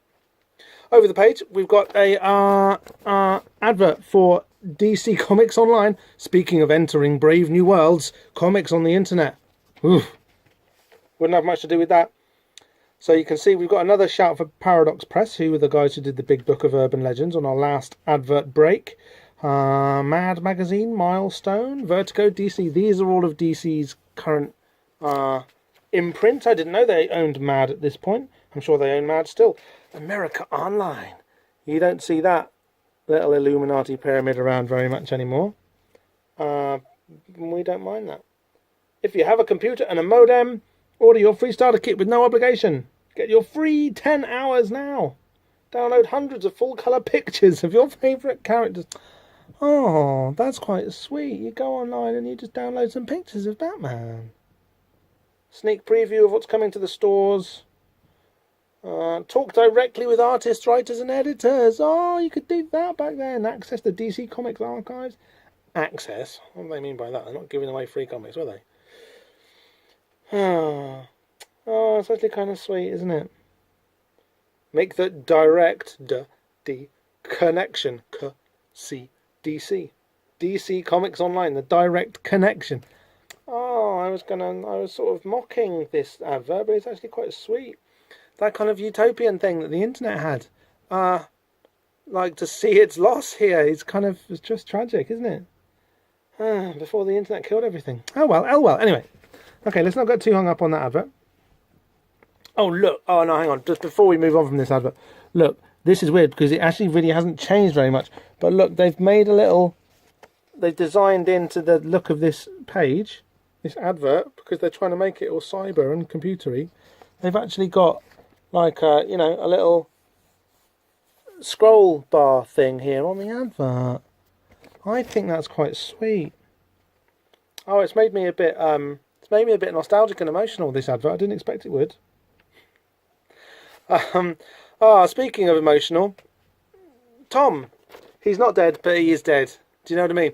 Like, I don't think he fell into the same pocket dimension that Dane did when he jumped off Canary Wharf, but he did leave the world, the normal world as we know it, and he's in a much kind of, I think this is a very different looking tube station. Like, it's much more modern than the one that they smoked the blue mould in, which was real. That they smoked the blue mould in, and he trundles off into the dark depths of the tube network. Underground, obviously, you know, he's into the earth now. He's not dead, but he's dead. And we are going to see him again, but we're not. And it's a shame because he's been a very good character to spend these last 3 issues with, I'm sure you'll agree. Let's enjoy his prose one last time. This is from another of the Tom of Bedlam ballads. Forth from my far and darksome cell, or from the deep abyss of hell, mad Tom is come to view the world again, to ease his poor distempered brain. Pluto laughs, and Proserpine is glad to see poor naked Tom o' Bedlam mad. And then he says, I'm ready now, the party's over, all's well. And he's still got his torch burning as he takes it to the mouth of the cave, and then he leaves that little lonesome light behind. And off he goes. Bye, Tom. Bye to Tom. Shame. Good, yeah, we liked Tom. He was a good character. And then, you know, the final page, that was kind of like a, final page. It's not the final page, sorry, if only we could be over so soon. But the final page, as far as we're concerned, some SAS guys with weird, sort of like, I don't know, their balaclavas are cool because they're just black and they're just drawn as like absences of colour on the page. And they've got these weird little kind of like microphone gas mask speaker things. I haven't researched these, whether these were actually ever like a current thing or whether they're just a bit creepy and weird. And obviously the way they've got like a kind of a mouthpiece does recall certain bits of King Mob's Wendigo mask. So I will look into that a bit, but yeah, so these kind of like special branch guys, these are the shock troops of the baddies, these are stormtroopers basically, you know. They kick in the door that we just saw the Invisibles leave through. Shit! It's a great bit. Shit!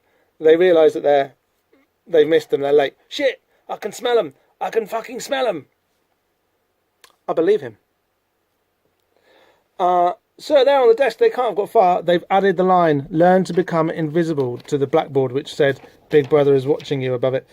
We can actually see, you do see Boy with a bit of chalk making that addition to the blackboard as they're all prepping to run off a couple of pages ago.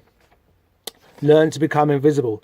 This is indeed what Dane has been doing for the past 4 issues, right? So this is another little summation. But then our final word goes to the pink grenade, which, as we know, has the word smile written on it. Just as they are reading the word smile, these nasty soldier types realise that the grenade has no pin in it. Smile. And that's the end of issue. That's the end of our first story arc. That's the end of issue 4 of the Invisibles. That's the end of Down and Out in Heaven and Hell. That's the end of part 3. But it's not the end of the comic. Because finally, all of the travelogues and stuff have finished because the letters page has arrived. Invisible ink. Kinda, maybe, sorta, yeah. The best ever, maybe, letters page that there ever was in a comic.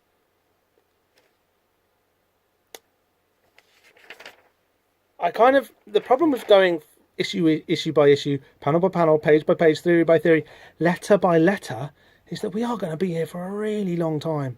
And I don't know how much time I've got. I've got another quarter of an hour or so. Yeah, I can probably do that. Starts off with a quote from Hunter S. Thompson, who was like a very kind of cool figure at the time. He wasn't really. There's a cool conspiracy theory about Hunter S. Thompson, being at Bohemian Grove and murdering children, like taking part in snuff movies where he kills kids. But yeah, we're not going into that right now. We're still looking at Hunter S. Thompson, the kind of the famous originator of gonzo journalism, as a good guy, as the kind of countercultural hero that is very, very invisible, let's say. People are wondering why there is no rebellion. I think there is no rebellion, not because kids are stupid or slothful or whatever, but because the dark side of America is now in charge.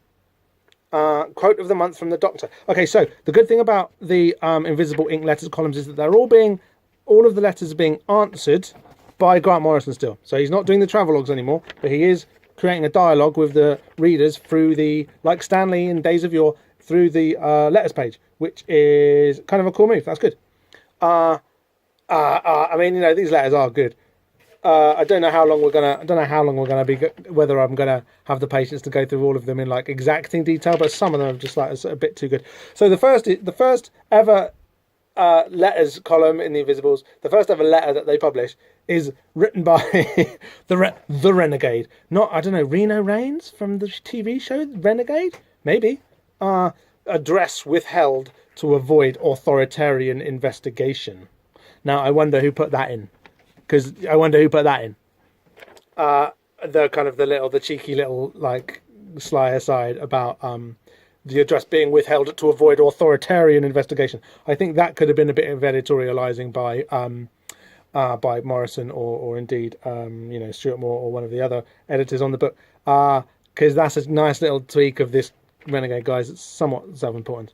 But he quote, fair play to the guy. There's, one's sympathies shift around a lot in these letters pages. Guys, so you read the letters, it is mostly guys, you read the letters and you're like, oh, dick.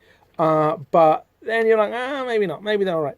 But the Renegade starts off his letter with a quote from Mikhail Bakunin, who we talked about as being one of Kropotkin's kind of allies in the anarcho side of the international debate between the kind of the Communist International that they lost, unfortunately, like the kind of the Lenini, the kind of the Bolshevik, if you like, side one, as we know, with possible negative consequences for the humans. So we get a quote from Mikhail Bakunin, like famous anarchist philosopher. For reasons of the state, black becomes white and white becomes black. The horrible becomes the humane, and the most dastardly felonies and atrocious crimes become meritorious acts. So this is obviously about the kind of the responsibility, not just the desire, but the responsibility, the duty of the anarchist to do terrible things in the name of opposing the state, because the state is not just inherently, but kind of functionally so awful. Not since the Hacker Files. Hacker Files was like a. Okay, so not since the Hacker Files has a major comic book company produced a series that deals with the dangers of order in our society. This isn't a quote from Bakunin anymore. This is the Renegade saying this. As an anarchist, it does my heart good to see Dane McGowan blowing up the school, which in its own way was as much a brainwashing and neutering facility as Harmony House. I'm looking forward to seeing more of the Invisibles members, and especially more on Ragged Robin. She's a fascinating character. A little bit of comic book thirst coming through here. Back during the print run of the aforementioned Hacker Files, an authoritarian by the name of Charles J. Sperling wrote in to say, and I quote, "Politics is an honourable adventure. Here's hoping that the Invisibles will cure him, others like him, of their ignorance." Which is politics is an honourable adventure. And then Morrison's reply is as follows. My dictionary defines politics as the art and science of directing and administering states and other political units, government. Based on that definition, I'd say that far from being an honourable adventure, politics has proved itself time and time again to be little more than large-scale licensed banditry. The only difference between the government and organised crime is that the government has the power to make arbitrary laws that place its own criminal activities beyond prosecution. One of my intentions in The Invisibles is to examine possible alternatives to the type of government we've been coerced into accepting. So the exploration stuff of the alternative types of government, that's really interesting. Look forward to reading a comic about that. Not convinced we're going to get one, but I'm looking forward to reading it. Anyway, and the definition of politics that is given and kind of accepted here it's a little bit unsubtle, but kind of difficult to kind of disagree with, like, flatly. What is really interesting and important to say is that there was like a kind of a very sort of current thrust within political thought during the 90s of politics without politics. That technocracy, we call it now, managerialism. That post the fall of the Berlin Wall, there was no real sides in politics anymore. There was just one kind of differentiated mass of liberal democracies, and all that needed for history to kind of become complete was to correctly manage the liberal democracies that we had, liberal capitalist democracies, and that's kind of been discredited quite fully. I think this idea that you can somehow kind of subtract groups of people from the administering of groups of people is wrong. Right? There are going to be factional desires involved in the management of human affairs, and those are going to be about people's material needs and their arbitrary desires, whether those arbitrary desires are, religious or market-based or just insane. People are going to have them because people are like that, and that's what people do. And politics is like a series of structures built around human desires, ultimately. Or human behaviours, ultimately, I guess. So to kind of try to evacuate the human from the centre of that and just have the superstructure of political management, that produces monstrosities. We've seen that happen. The kind of the differentiation between crime and government and saying like, oh, actually they're the same thing. It's kind of true, but it's more kind of interwoven than that, right? It's almost like it's the point that it's true, like the government kind of, or the methods of coercion, of authority that the Renegade hates so much, they are diffused through government and crime and business and a million other types of hegemonic structure, and that's where we get the flattening effect of coercion and authoritarianism. And to kind of say that government and crime are opposed, but actually they're not, misses the kind of the dialectical point that crime and government were always enmeshed in a further system of getting people to do what you want. Okay, but it is good, right? Because the Renegade says, and just in case you've forgotten, back during the print run of the aforementioned hacker files, an authoritarian, Renegade really doesn't like them, by the name of Charles J. Sperling wrote in and said, and I quote, "Politics is an honourable adventure." And then the next letter, in the letters, is by the same guy that he's just been slagging off, Charles J. Sperling, which is nice. And it's been, and Morrison sets it up nicely in his thing. And Charles J. Sperling is like I don't know if I'm pretty sure he's still alive, but I don't know if he's writing letters or what internet forums he might be kind of active on. But he was what used to be called a letter hack in the olden days, and that is people who almost compulsively would write in to letters pages of comic books. And Charles J. Sperling is I'd forgotten about him, but I remembered him, if you know what I mean. I used to read his letters all the time. He was properly everywhere. He used to, if you read a lot of comics like I did, you would see his name in a lot of letters. He must have written thousands of words a month to the comic book publishers. Because not only, okay, so I was, oh goodness me, I'm going to make myself sound so sad now. But I would have been reading Invisibles, maybe Hellblazer, maybe The Sandman occasionally, only occasionally though. Like decent comics, like hopefully. And to be honest, not many more than that. I wasn't like well into comics at the time. I wasn't like reading tons and tons.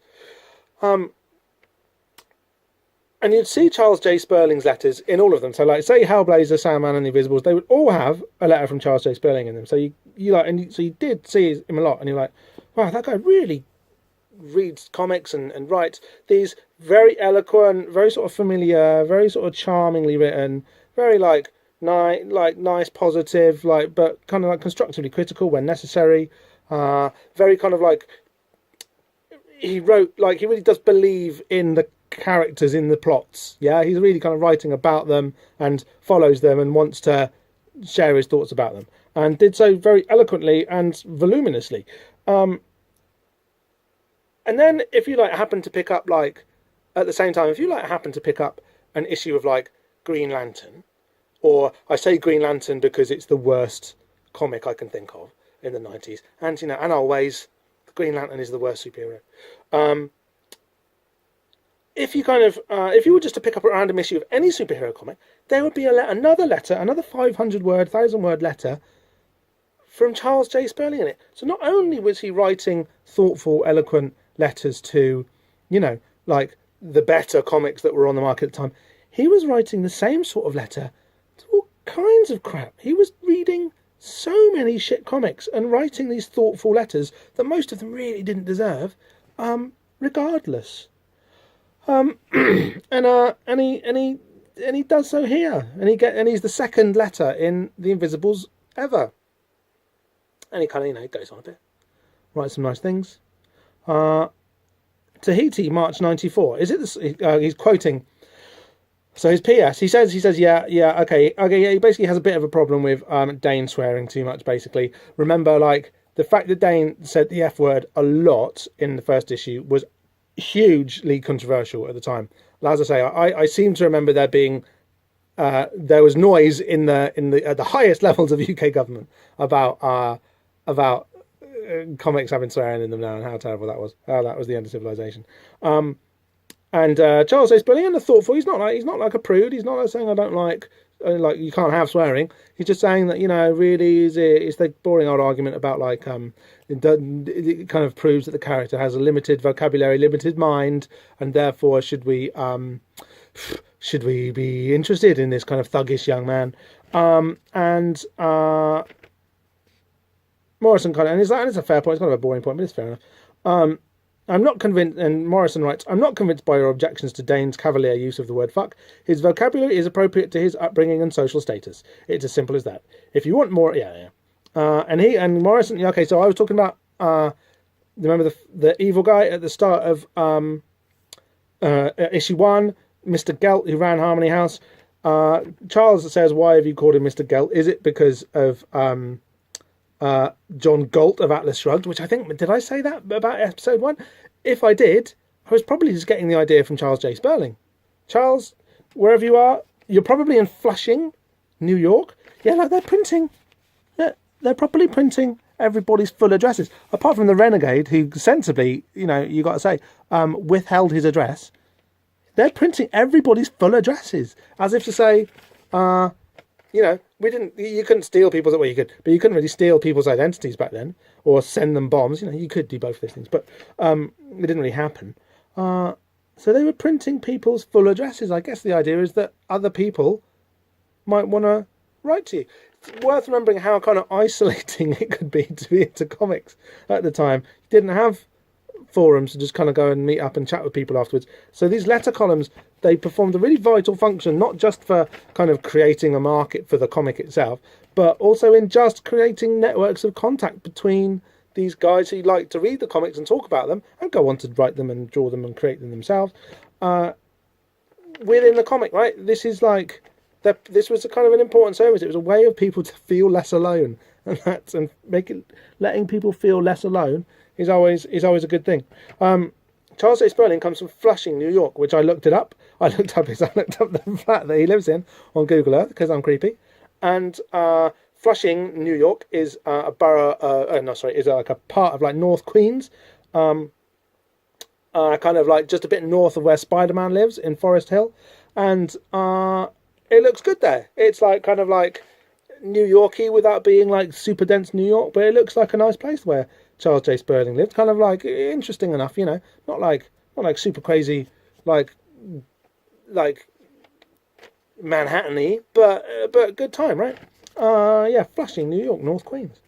I'm not going to read out its entire address because that feels really wrong, but you can see it, you know, it's there on Google Map, Google Earth, and he asks Morrison, quoting his earlier travelogue, Tahiti, March 94. Is it still the sort of place a Paul Gauguin would escape to? And Morrison's reply is, not since Catholic missionaries hammered home the concept of sin and made the Tahitian people embarrassed about their bodies, Charles. A couple of the girls working in the hotel where I was staying didn't even dare get into the pool in swimsuits at night, so fearful were they that I and a couple of other men who were present might catch even in sight of even an inch of naked skin. I found the place bland and sick with French colonialism. Paradise has moved to Fiji as far as I'm concerned. A lot going on there. There's a lot going on there. So the question was, is Tahiti still the sort of place where Paul Gauguin, the famous painter, would escape to? No, because of French colonialism. What? Like what? Like what do you think? What do you think Gauguin was? And they just paint such a weird picture. A couple of the girls working in the hotel where I was staying didn't even dare get into the pool in swimsuits at night. So fearful were they that I and a couple of other men might catch sight of even an inch of naked skin. So these girls were like, do you fancy a swim after work? Yeah, okay, yeah. Oh, yeah, no, there's some creepy guys around the hotel. I'm just not going to bother. And apparently, that's the problem of that's because the French Catholics taught them sin. It's a bit like, is it? Yeah, there's a lot going on in that little giveaway there. And it's one of the moments of this that you realise that kind of thinking has maybe kind of moved on a little bit since the 90s, and that's not a bad thing. Okay, so on to the next letter. The next letter is from David Peaty. I won't read his full address, but again, they have printed it. They really have. He lives in a town called Concord, California. Looks lovely. I have Googled it. Sleepy, very beautiful, good sunshine, commuter town for like San Francisco in the Bay Area. Looks brilliant. He sounds like a kind of bit of an old hippie guy. I guess he does describe himself as an old Beatles fan, albeit one who dislikes surrealistic writing, and he didn't like the stream of consciousness-y bit, basically the Beatles bit, the bit where King Mob invokes the spirit of John Lennon in the first episode. Obviously all of these takes about 3 months, for the cycle of letters to get through, so we're talking all of these letters refer to the only issue that any of these readers have seen so far, which is issue 1. So you've got to split your awareness of the stuff that we're talking about over the issue in question and the issue that these people have just read 3 months ago already, 3 or 4 months ago. So there's that strange kind of like chronal disconnect in the way that people's discourse and discussion of the comic book would always involve. This is something which, every comic book letters page had to do that, and they're a weird thing. They're a good thing, but a weird thing. This is also like, this was coming out pretty regular. That will change as we go further into the Invisibles, but to begin with, it was coming out quite regularly, as like most mainstream comics do. But if you've got like a kind of bit of an auteur like Morrison working on it, and you've got like, just issues with like regular scheduling and production, then the kind of the gaps in letters pages don't seem so weird. That just seems like something you can cope with. But here, when you've got that consistent 3 months looking back over your shoulder as you're talking about the comic, that's kind of weird. So David Peaty of Concord, California, seems like an alright guy. Whinges a bit about the kind of the trippy-ish and kind of surrealistic is the word he uses, writing in the first issue.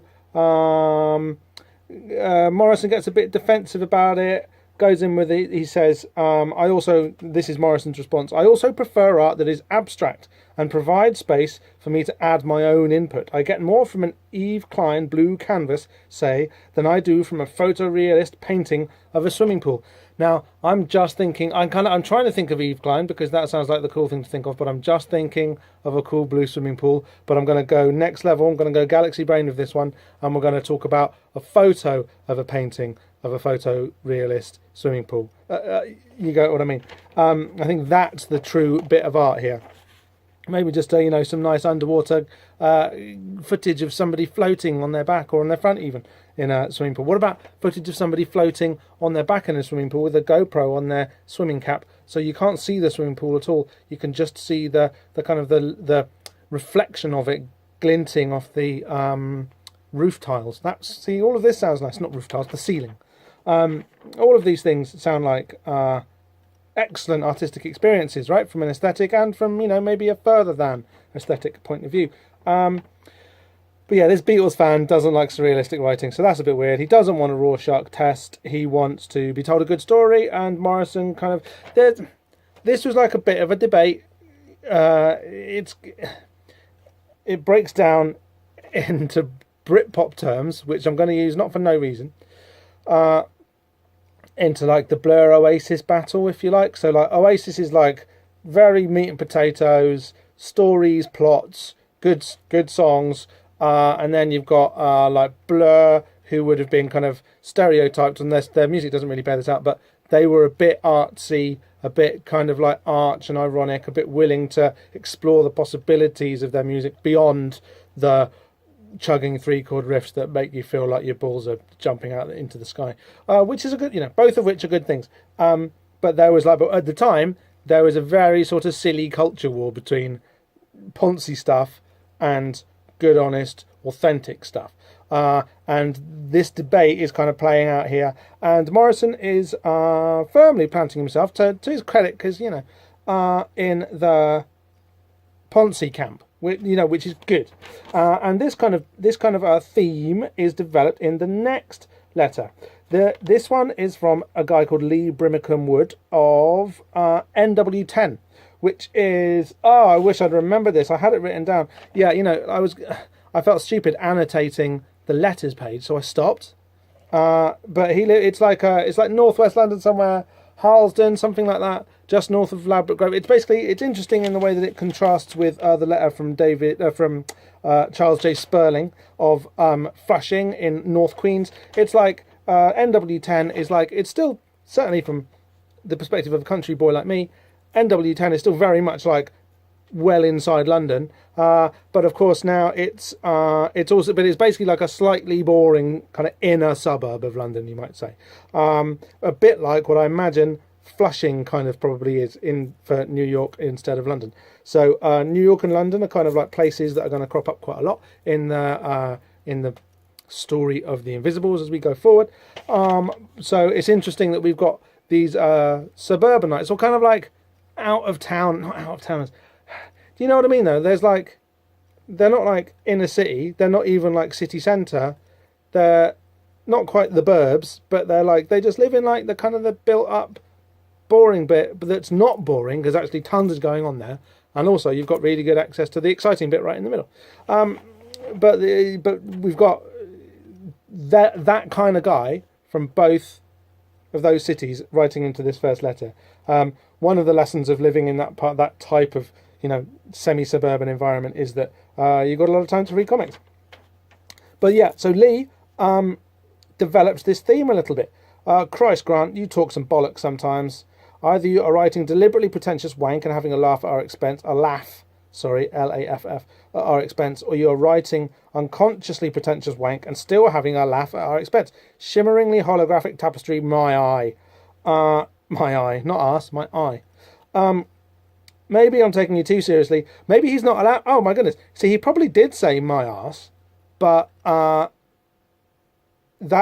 might have been edited out in the process. Whereas bollocks and wank, which are both kind of, well, bollocks is the same as arse. Wank is worse than arse. That's a heavier swear word. But these are particularly British ones that don't get flagged in America terribly. It's funny, you know that. You know that sometimes you can see British swear words which are quite shocking and that you're not really allowed to have, kind of like they're snuck in under the radar in American stuff sometimes, and that's fun. Oh yeah, and please leave the shite about possible latent homosexual tendencies to wankers like Brett Anderson. I know you can argue that almost anyone is latently gay, but your queer monkey stuff is so patently opposed that it's beneath contempt. If you get laid by a fella, by all means tell us. In the meantime, cut the crap. All this aside, I have to give you a big thumbs up, for Invisibles #1. Interesting situation, sympathetic lead, some weird but appealing riff on Lennon as a god, Steve Yoel's finest work to date, blah blah blah. I refuse to say any more and give you an ego boost you don't utterly deserve. This is probably my favourite letter. Even though I don't like... The Invisibles issue 1 doesn't seem that outre these days in terms of like... It's got a couple of pages of like cut up, swirly, kind of captiony, heavy, like golden age Vertigo period, heavily laden captions, like kind of like stalwart Vertigo writers like Jamie Delano or Neil Gaiman or Peter Milligan. They would stuff their captions with much denser, weirder, more annoying kind of like wanky, pretentious prose. than you get in Invisible's issue 1, but for some reason, probably because of the way that Morrison kind of opened up with that tone in the travelogues, the kind of the introduction to Send Me Your Letters, with his deliberately kind of like blasé and aspirationally pretentious writing, the little bits that he did. He's kind of invited it. And people seem to be game to engage in that debate, to their credit. And Morrison replies, "You're definitely taking me too seriously." I think that's worth bearing in mind. Anyone who can be bothered to sit down, write a letter, and send it all the way to America, you really had to give a shit to do this. Clearly takes things seriously, even though the letter's quite funny. While we're being serious, however, I want to know who wrote the rule book that tells us we may say only genuine things. This is great. People you properly see postmodern theory having entered the realms of a stupid comic book and being discussed on the letters page. I like talking shite and I like posing. Is my wilting romantic foppery any more or less contemptuous and offensive than your transparently self-conscious "I've got your number, matey" proletarian prose? And now I wonder whether it's proletarian prose or proletarian pose. It's an interesting Freudian possible typing slip there. We're all posers, Lee, and why shouldn't we be? What's wrong with pretension? Life in the late 20th century is a supermarket stocked with appealing self-images. Why not shop instead of hanging around outside, trying to maintain a cool, cynical, detached attitude? Glad you like the comic, though. That's the main thing.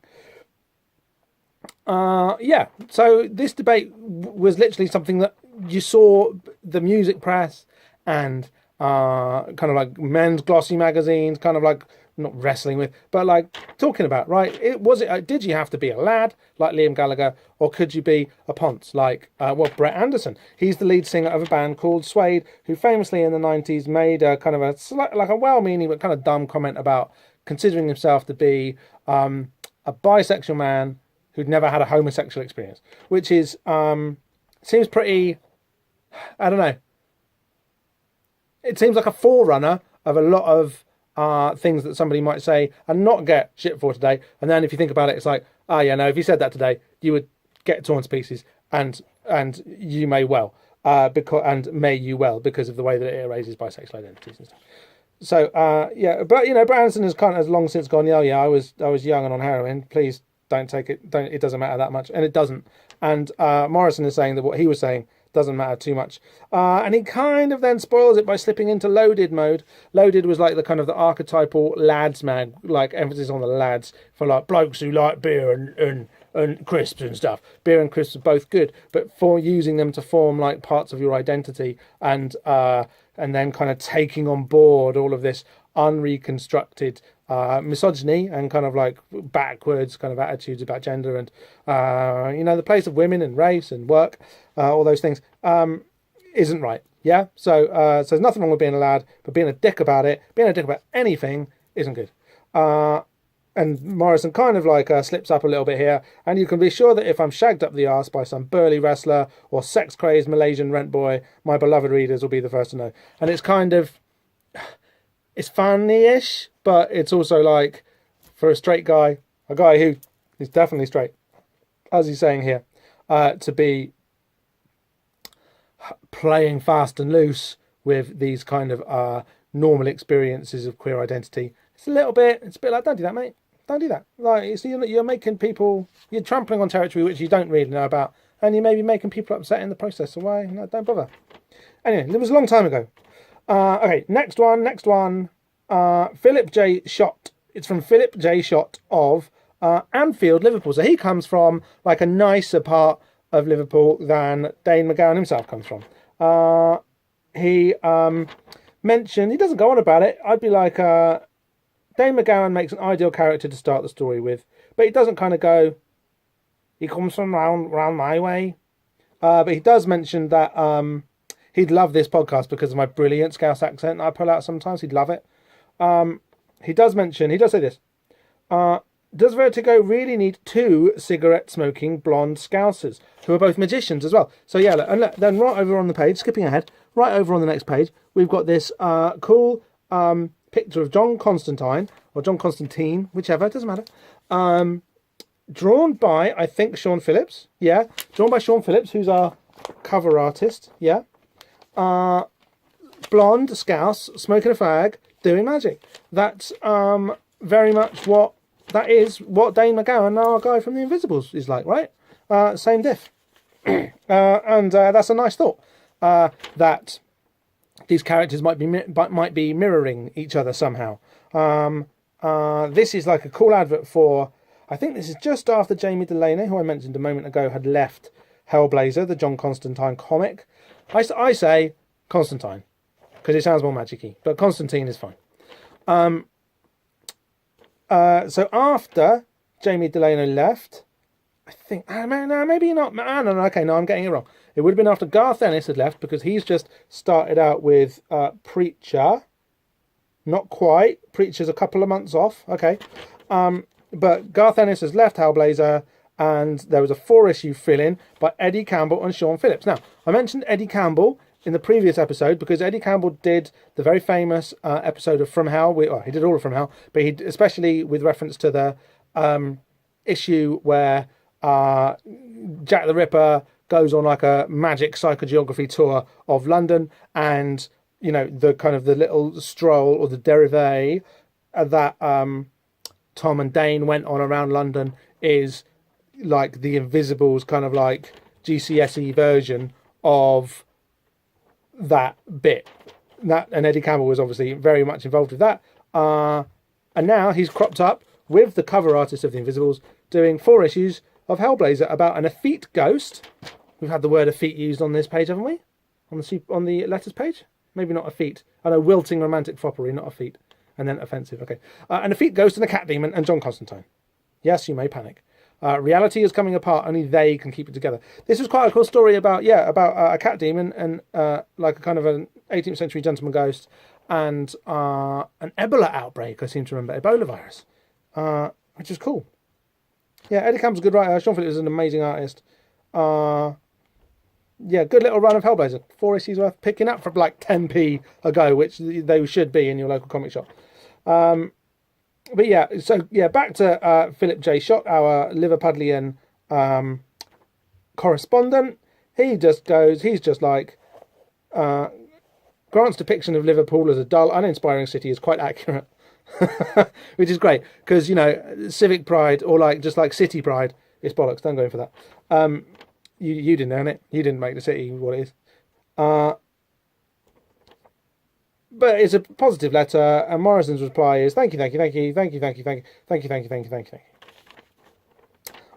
there's only one very short letter left, and it's not a letter, it's an email, because they did exist. It's an email from a guy called Chernobyl Red. I hope that Chernobyl not fall off, mate. And posted on America Online. So I guess it's an email, or it was a posting on a forum, perhaps. But yeah, I think it was, you know, they haven't worked out how to do his address. They've just said his address is posted on America Online. So maybe it wasn't an email, or they haven't worked out whether they're supposed to print people's emails addresses yet. I enjoyed the book very much. We can read out his entire letter because it's very short, or his entire email. Chernobyl Red. Like, so I would say that in the battle of the alter egos, the Renegade has got a cooler one than Chernobyl Red. I think Chernobyl Red doesn't have much a great rhythm to it, and it doesn't have the kind of the slightly hysterical kind of like edge that the Renegade has. But Chernobyl Red says, I enjoyed the book very much. I have one question though. Is Grant Morrison related to Craig Morrison? Craig Morrison makes spiky furniture and clothing, just like the jacket King Warb wears. Check out any recent issue of Skin 2 to see what I mean. Is this a coincidence? I'm curious. That's interesting, because Skin 2 was pretty... I mean, I'm sure you were able to get it in America, but Skin 2 is a British magazine, so maybe Chernobyl Red, despite posting on America Online and having a kind of a hectic nickname like Chernobyl Red. We all did, though. I wasn't even online at this point, I don't think. Wouldn't have been for another year or two yet. And we all had stupid names. I won't tell you mine. But Chernobyl Red is a kind of a daft name, but I think it might be British. And yeah, so King Mob's spiky jacket that we will see more of, and that we saw in issue 1. was the invention of a guy called Craig Morrison. That's like it's just a coincidence. It really is just a coincidence. It says here, no relation, no coincidence, no more space for letters. Thanks again to everyone who made the effort. But yeah, so Skin 2 was like a fetish magazine. This guy Craig Morrison was designing spiky stuff. He's got like, and his stuff became probably, I don't know if they're his designs. I'm guessing maybe not. They were ripped off hugely in like the ravewear scene. You still see them knocking about sometimes, like rucksacks mainly with like spiky rubber spikes on them. Craig Morrison, Grant Morrison, King Mob. That's where it all comes from. That's where his look comes from. Is from Skin 2. The kind of the early 90s, mid 90s fetish thing. Okay. So bit about next issue. I'll get to that in a minute. Interesting aside here. Meantime, this is like Morrison's final sign-off. No, it's not his final sign-off. It's the end of the letters page. Meantime, check out The Starry Wisdom, in italics, edited by Dave Mitchell and just published by Creation Books, 83 Clerkenwell Road, London EC1. It's a volume of stories inspired by the work of H.P. Lovecraft and features contributions from William Burroughs, J.G. Ballard, Ramsey Campbell, Alan Moore, me, and numerous other people you might be into. Cutting-edge, freak-beat weirdness guaranteed. Apart from the use of the annoying use of the word freak-beat there, just kind of thrown in to mean kind of weird. I went out and bought that book on the strength of this recommendation, and this I remember. I still have it to hand. It's one of those books that I haven't lost. I'm lying. I didn't buy it. I nicked it off my friend Mark from Diane Podcast. Yeah, it's his. I own it now. It's definitely mine. I've had it for 20 years. But it was him who bought it. And then when we shared a flat together, or shared a house rather, I basically just nicked it from his bedroom, and now it's in mine. Hey.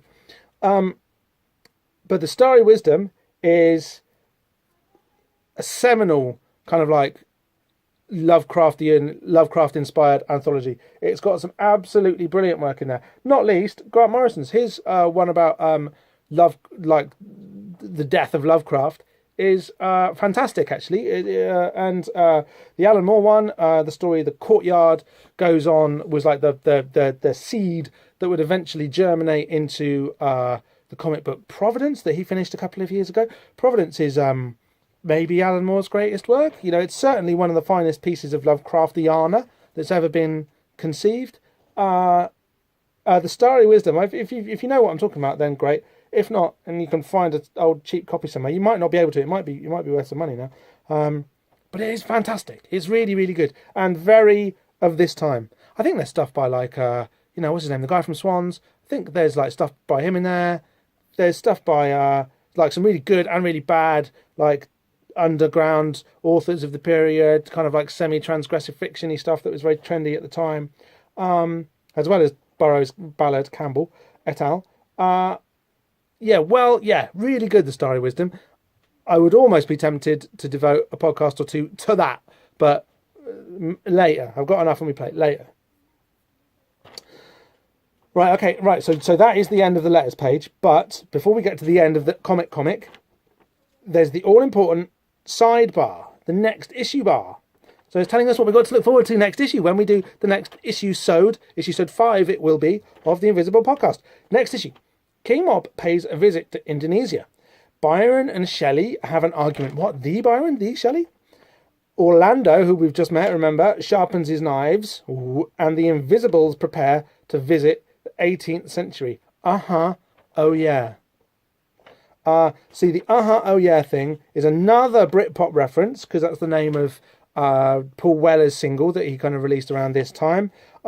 It's not bad. It's kind of... It's not bad, but it bore the mark of what would become bad. It was like, it's kind of like fairly innocent sort of retro 60s beat pop with the kind of like glossy 90s production.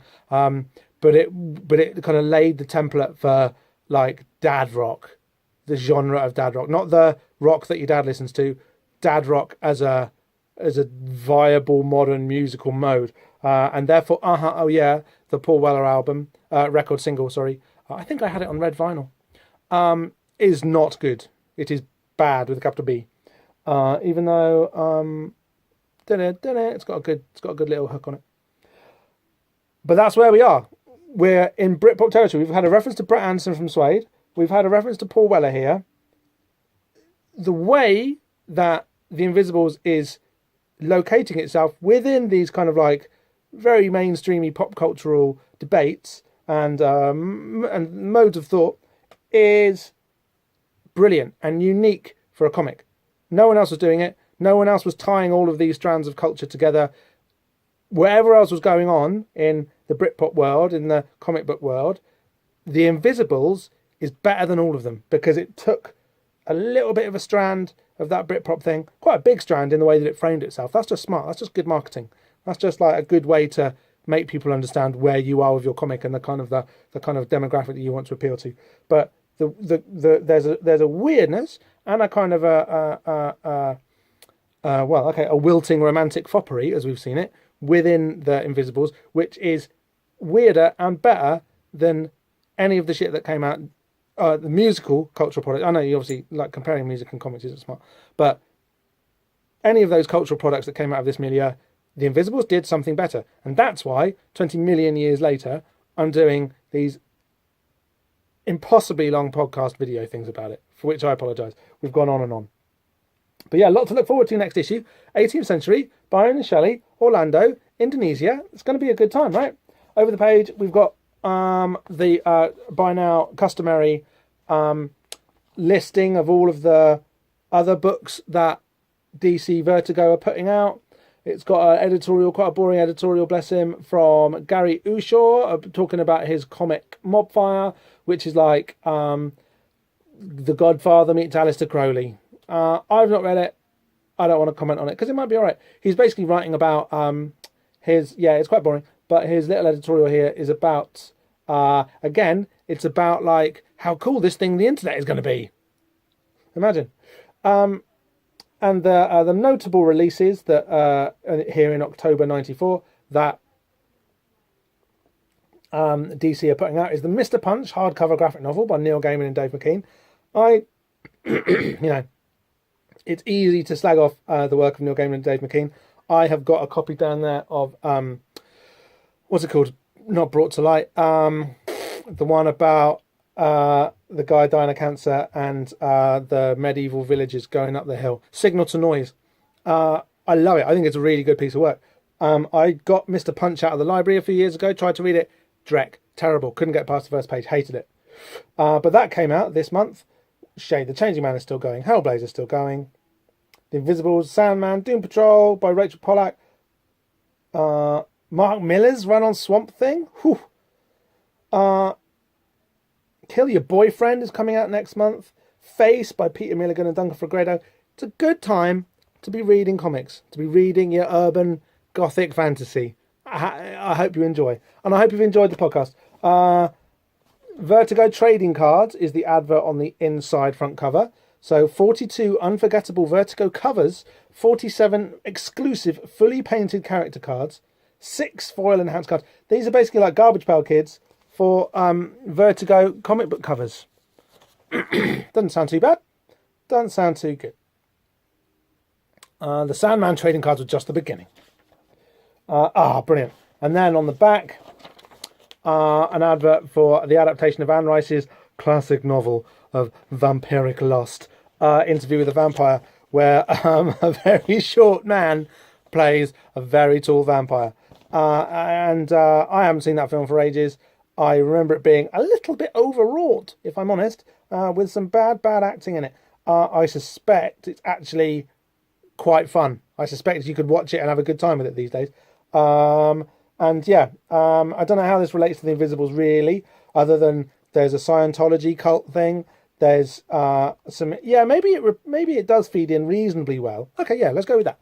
It feeds in reasonably well to what we're going to see in the following issue of The Invisibles. So this is like this advert for Interview with a Vampire is a little bit of a extension of the preview, the next issue preview for The Invisibles, issue 5, which we are going to do a podcast about, issuesode 5, in a few weeks, in a little while.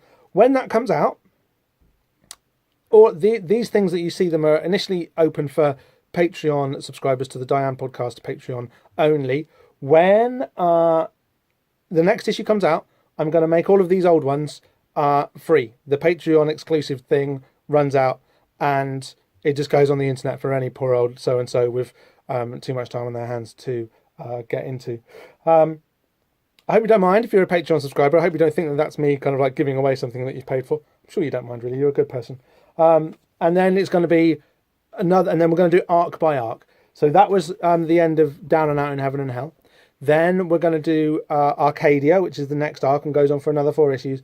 So those will be Patreon only for a bit, and then they're going to go free too. But that's ages away. That's ages away. Honestly, that's like Halloween or something. Yeah, if you enjoyed this and you're not already a Patreon subscriber, Patreon, go to patreon.com/Diane podcast and throw me $1 a month, because that's nothing. It's like 69p or something. It's nothing. And these, as you can see, these things take fucking ages. So yeah, do that. Tune in next time for a bit of a laugh, where we're going to talk about, as I say, this was a fairly light issue of The Invisibles. My memory, I haven't read them yet, my memory of the next few is that they're quite heavy, and in some places kind of quite grim as well, and there's probably some like controversy around them. I remember there being some kind of censorship issues about them. There's lots of lots of good stuff to get our teeth into, actually. I might even invite a guest who I mentioned not terribly long ago, on to talk about some of this stuff in Arcadia, because he really likes all that. But I might not. It might just be me. It's like hassle, just like making everybody's schedules get together at the best of times. But that's it. It's over. You can go home. The Invisibles is really great. There's a lot to enjoy there. I hope you're enjoying this podcast. Let me know in the comments. Please offer any suggestions, corrections, errata, criticisms of obvious things that I've missed. I promise not to get offended. I'm really running at this, and any kind of added acuity that you can offer to my kind of broad and somewhat hurried and nervy assessments of these cracking little comic books, I really want to hear about you from you about. So let's do it, yeah? So give us a shout. I think that's it. I honestly think that's it. I think that's the end of the podcast. That was what was it called? The Invisible Podcast, issuesode 4. And I'll be back next time. Cheers.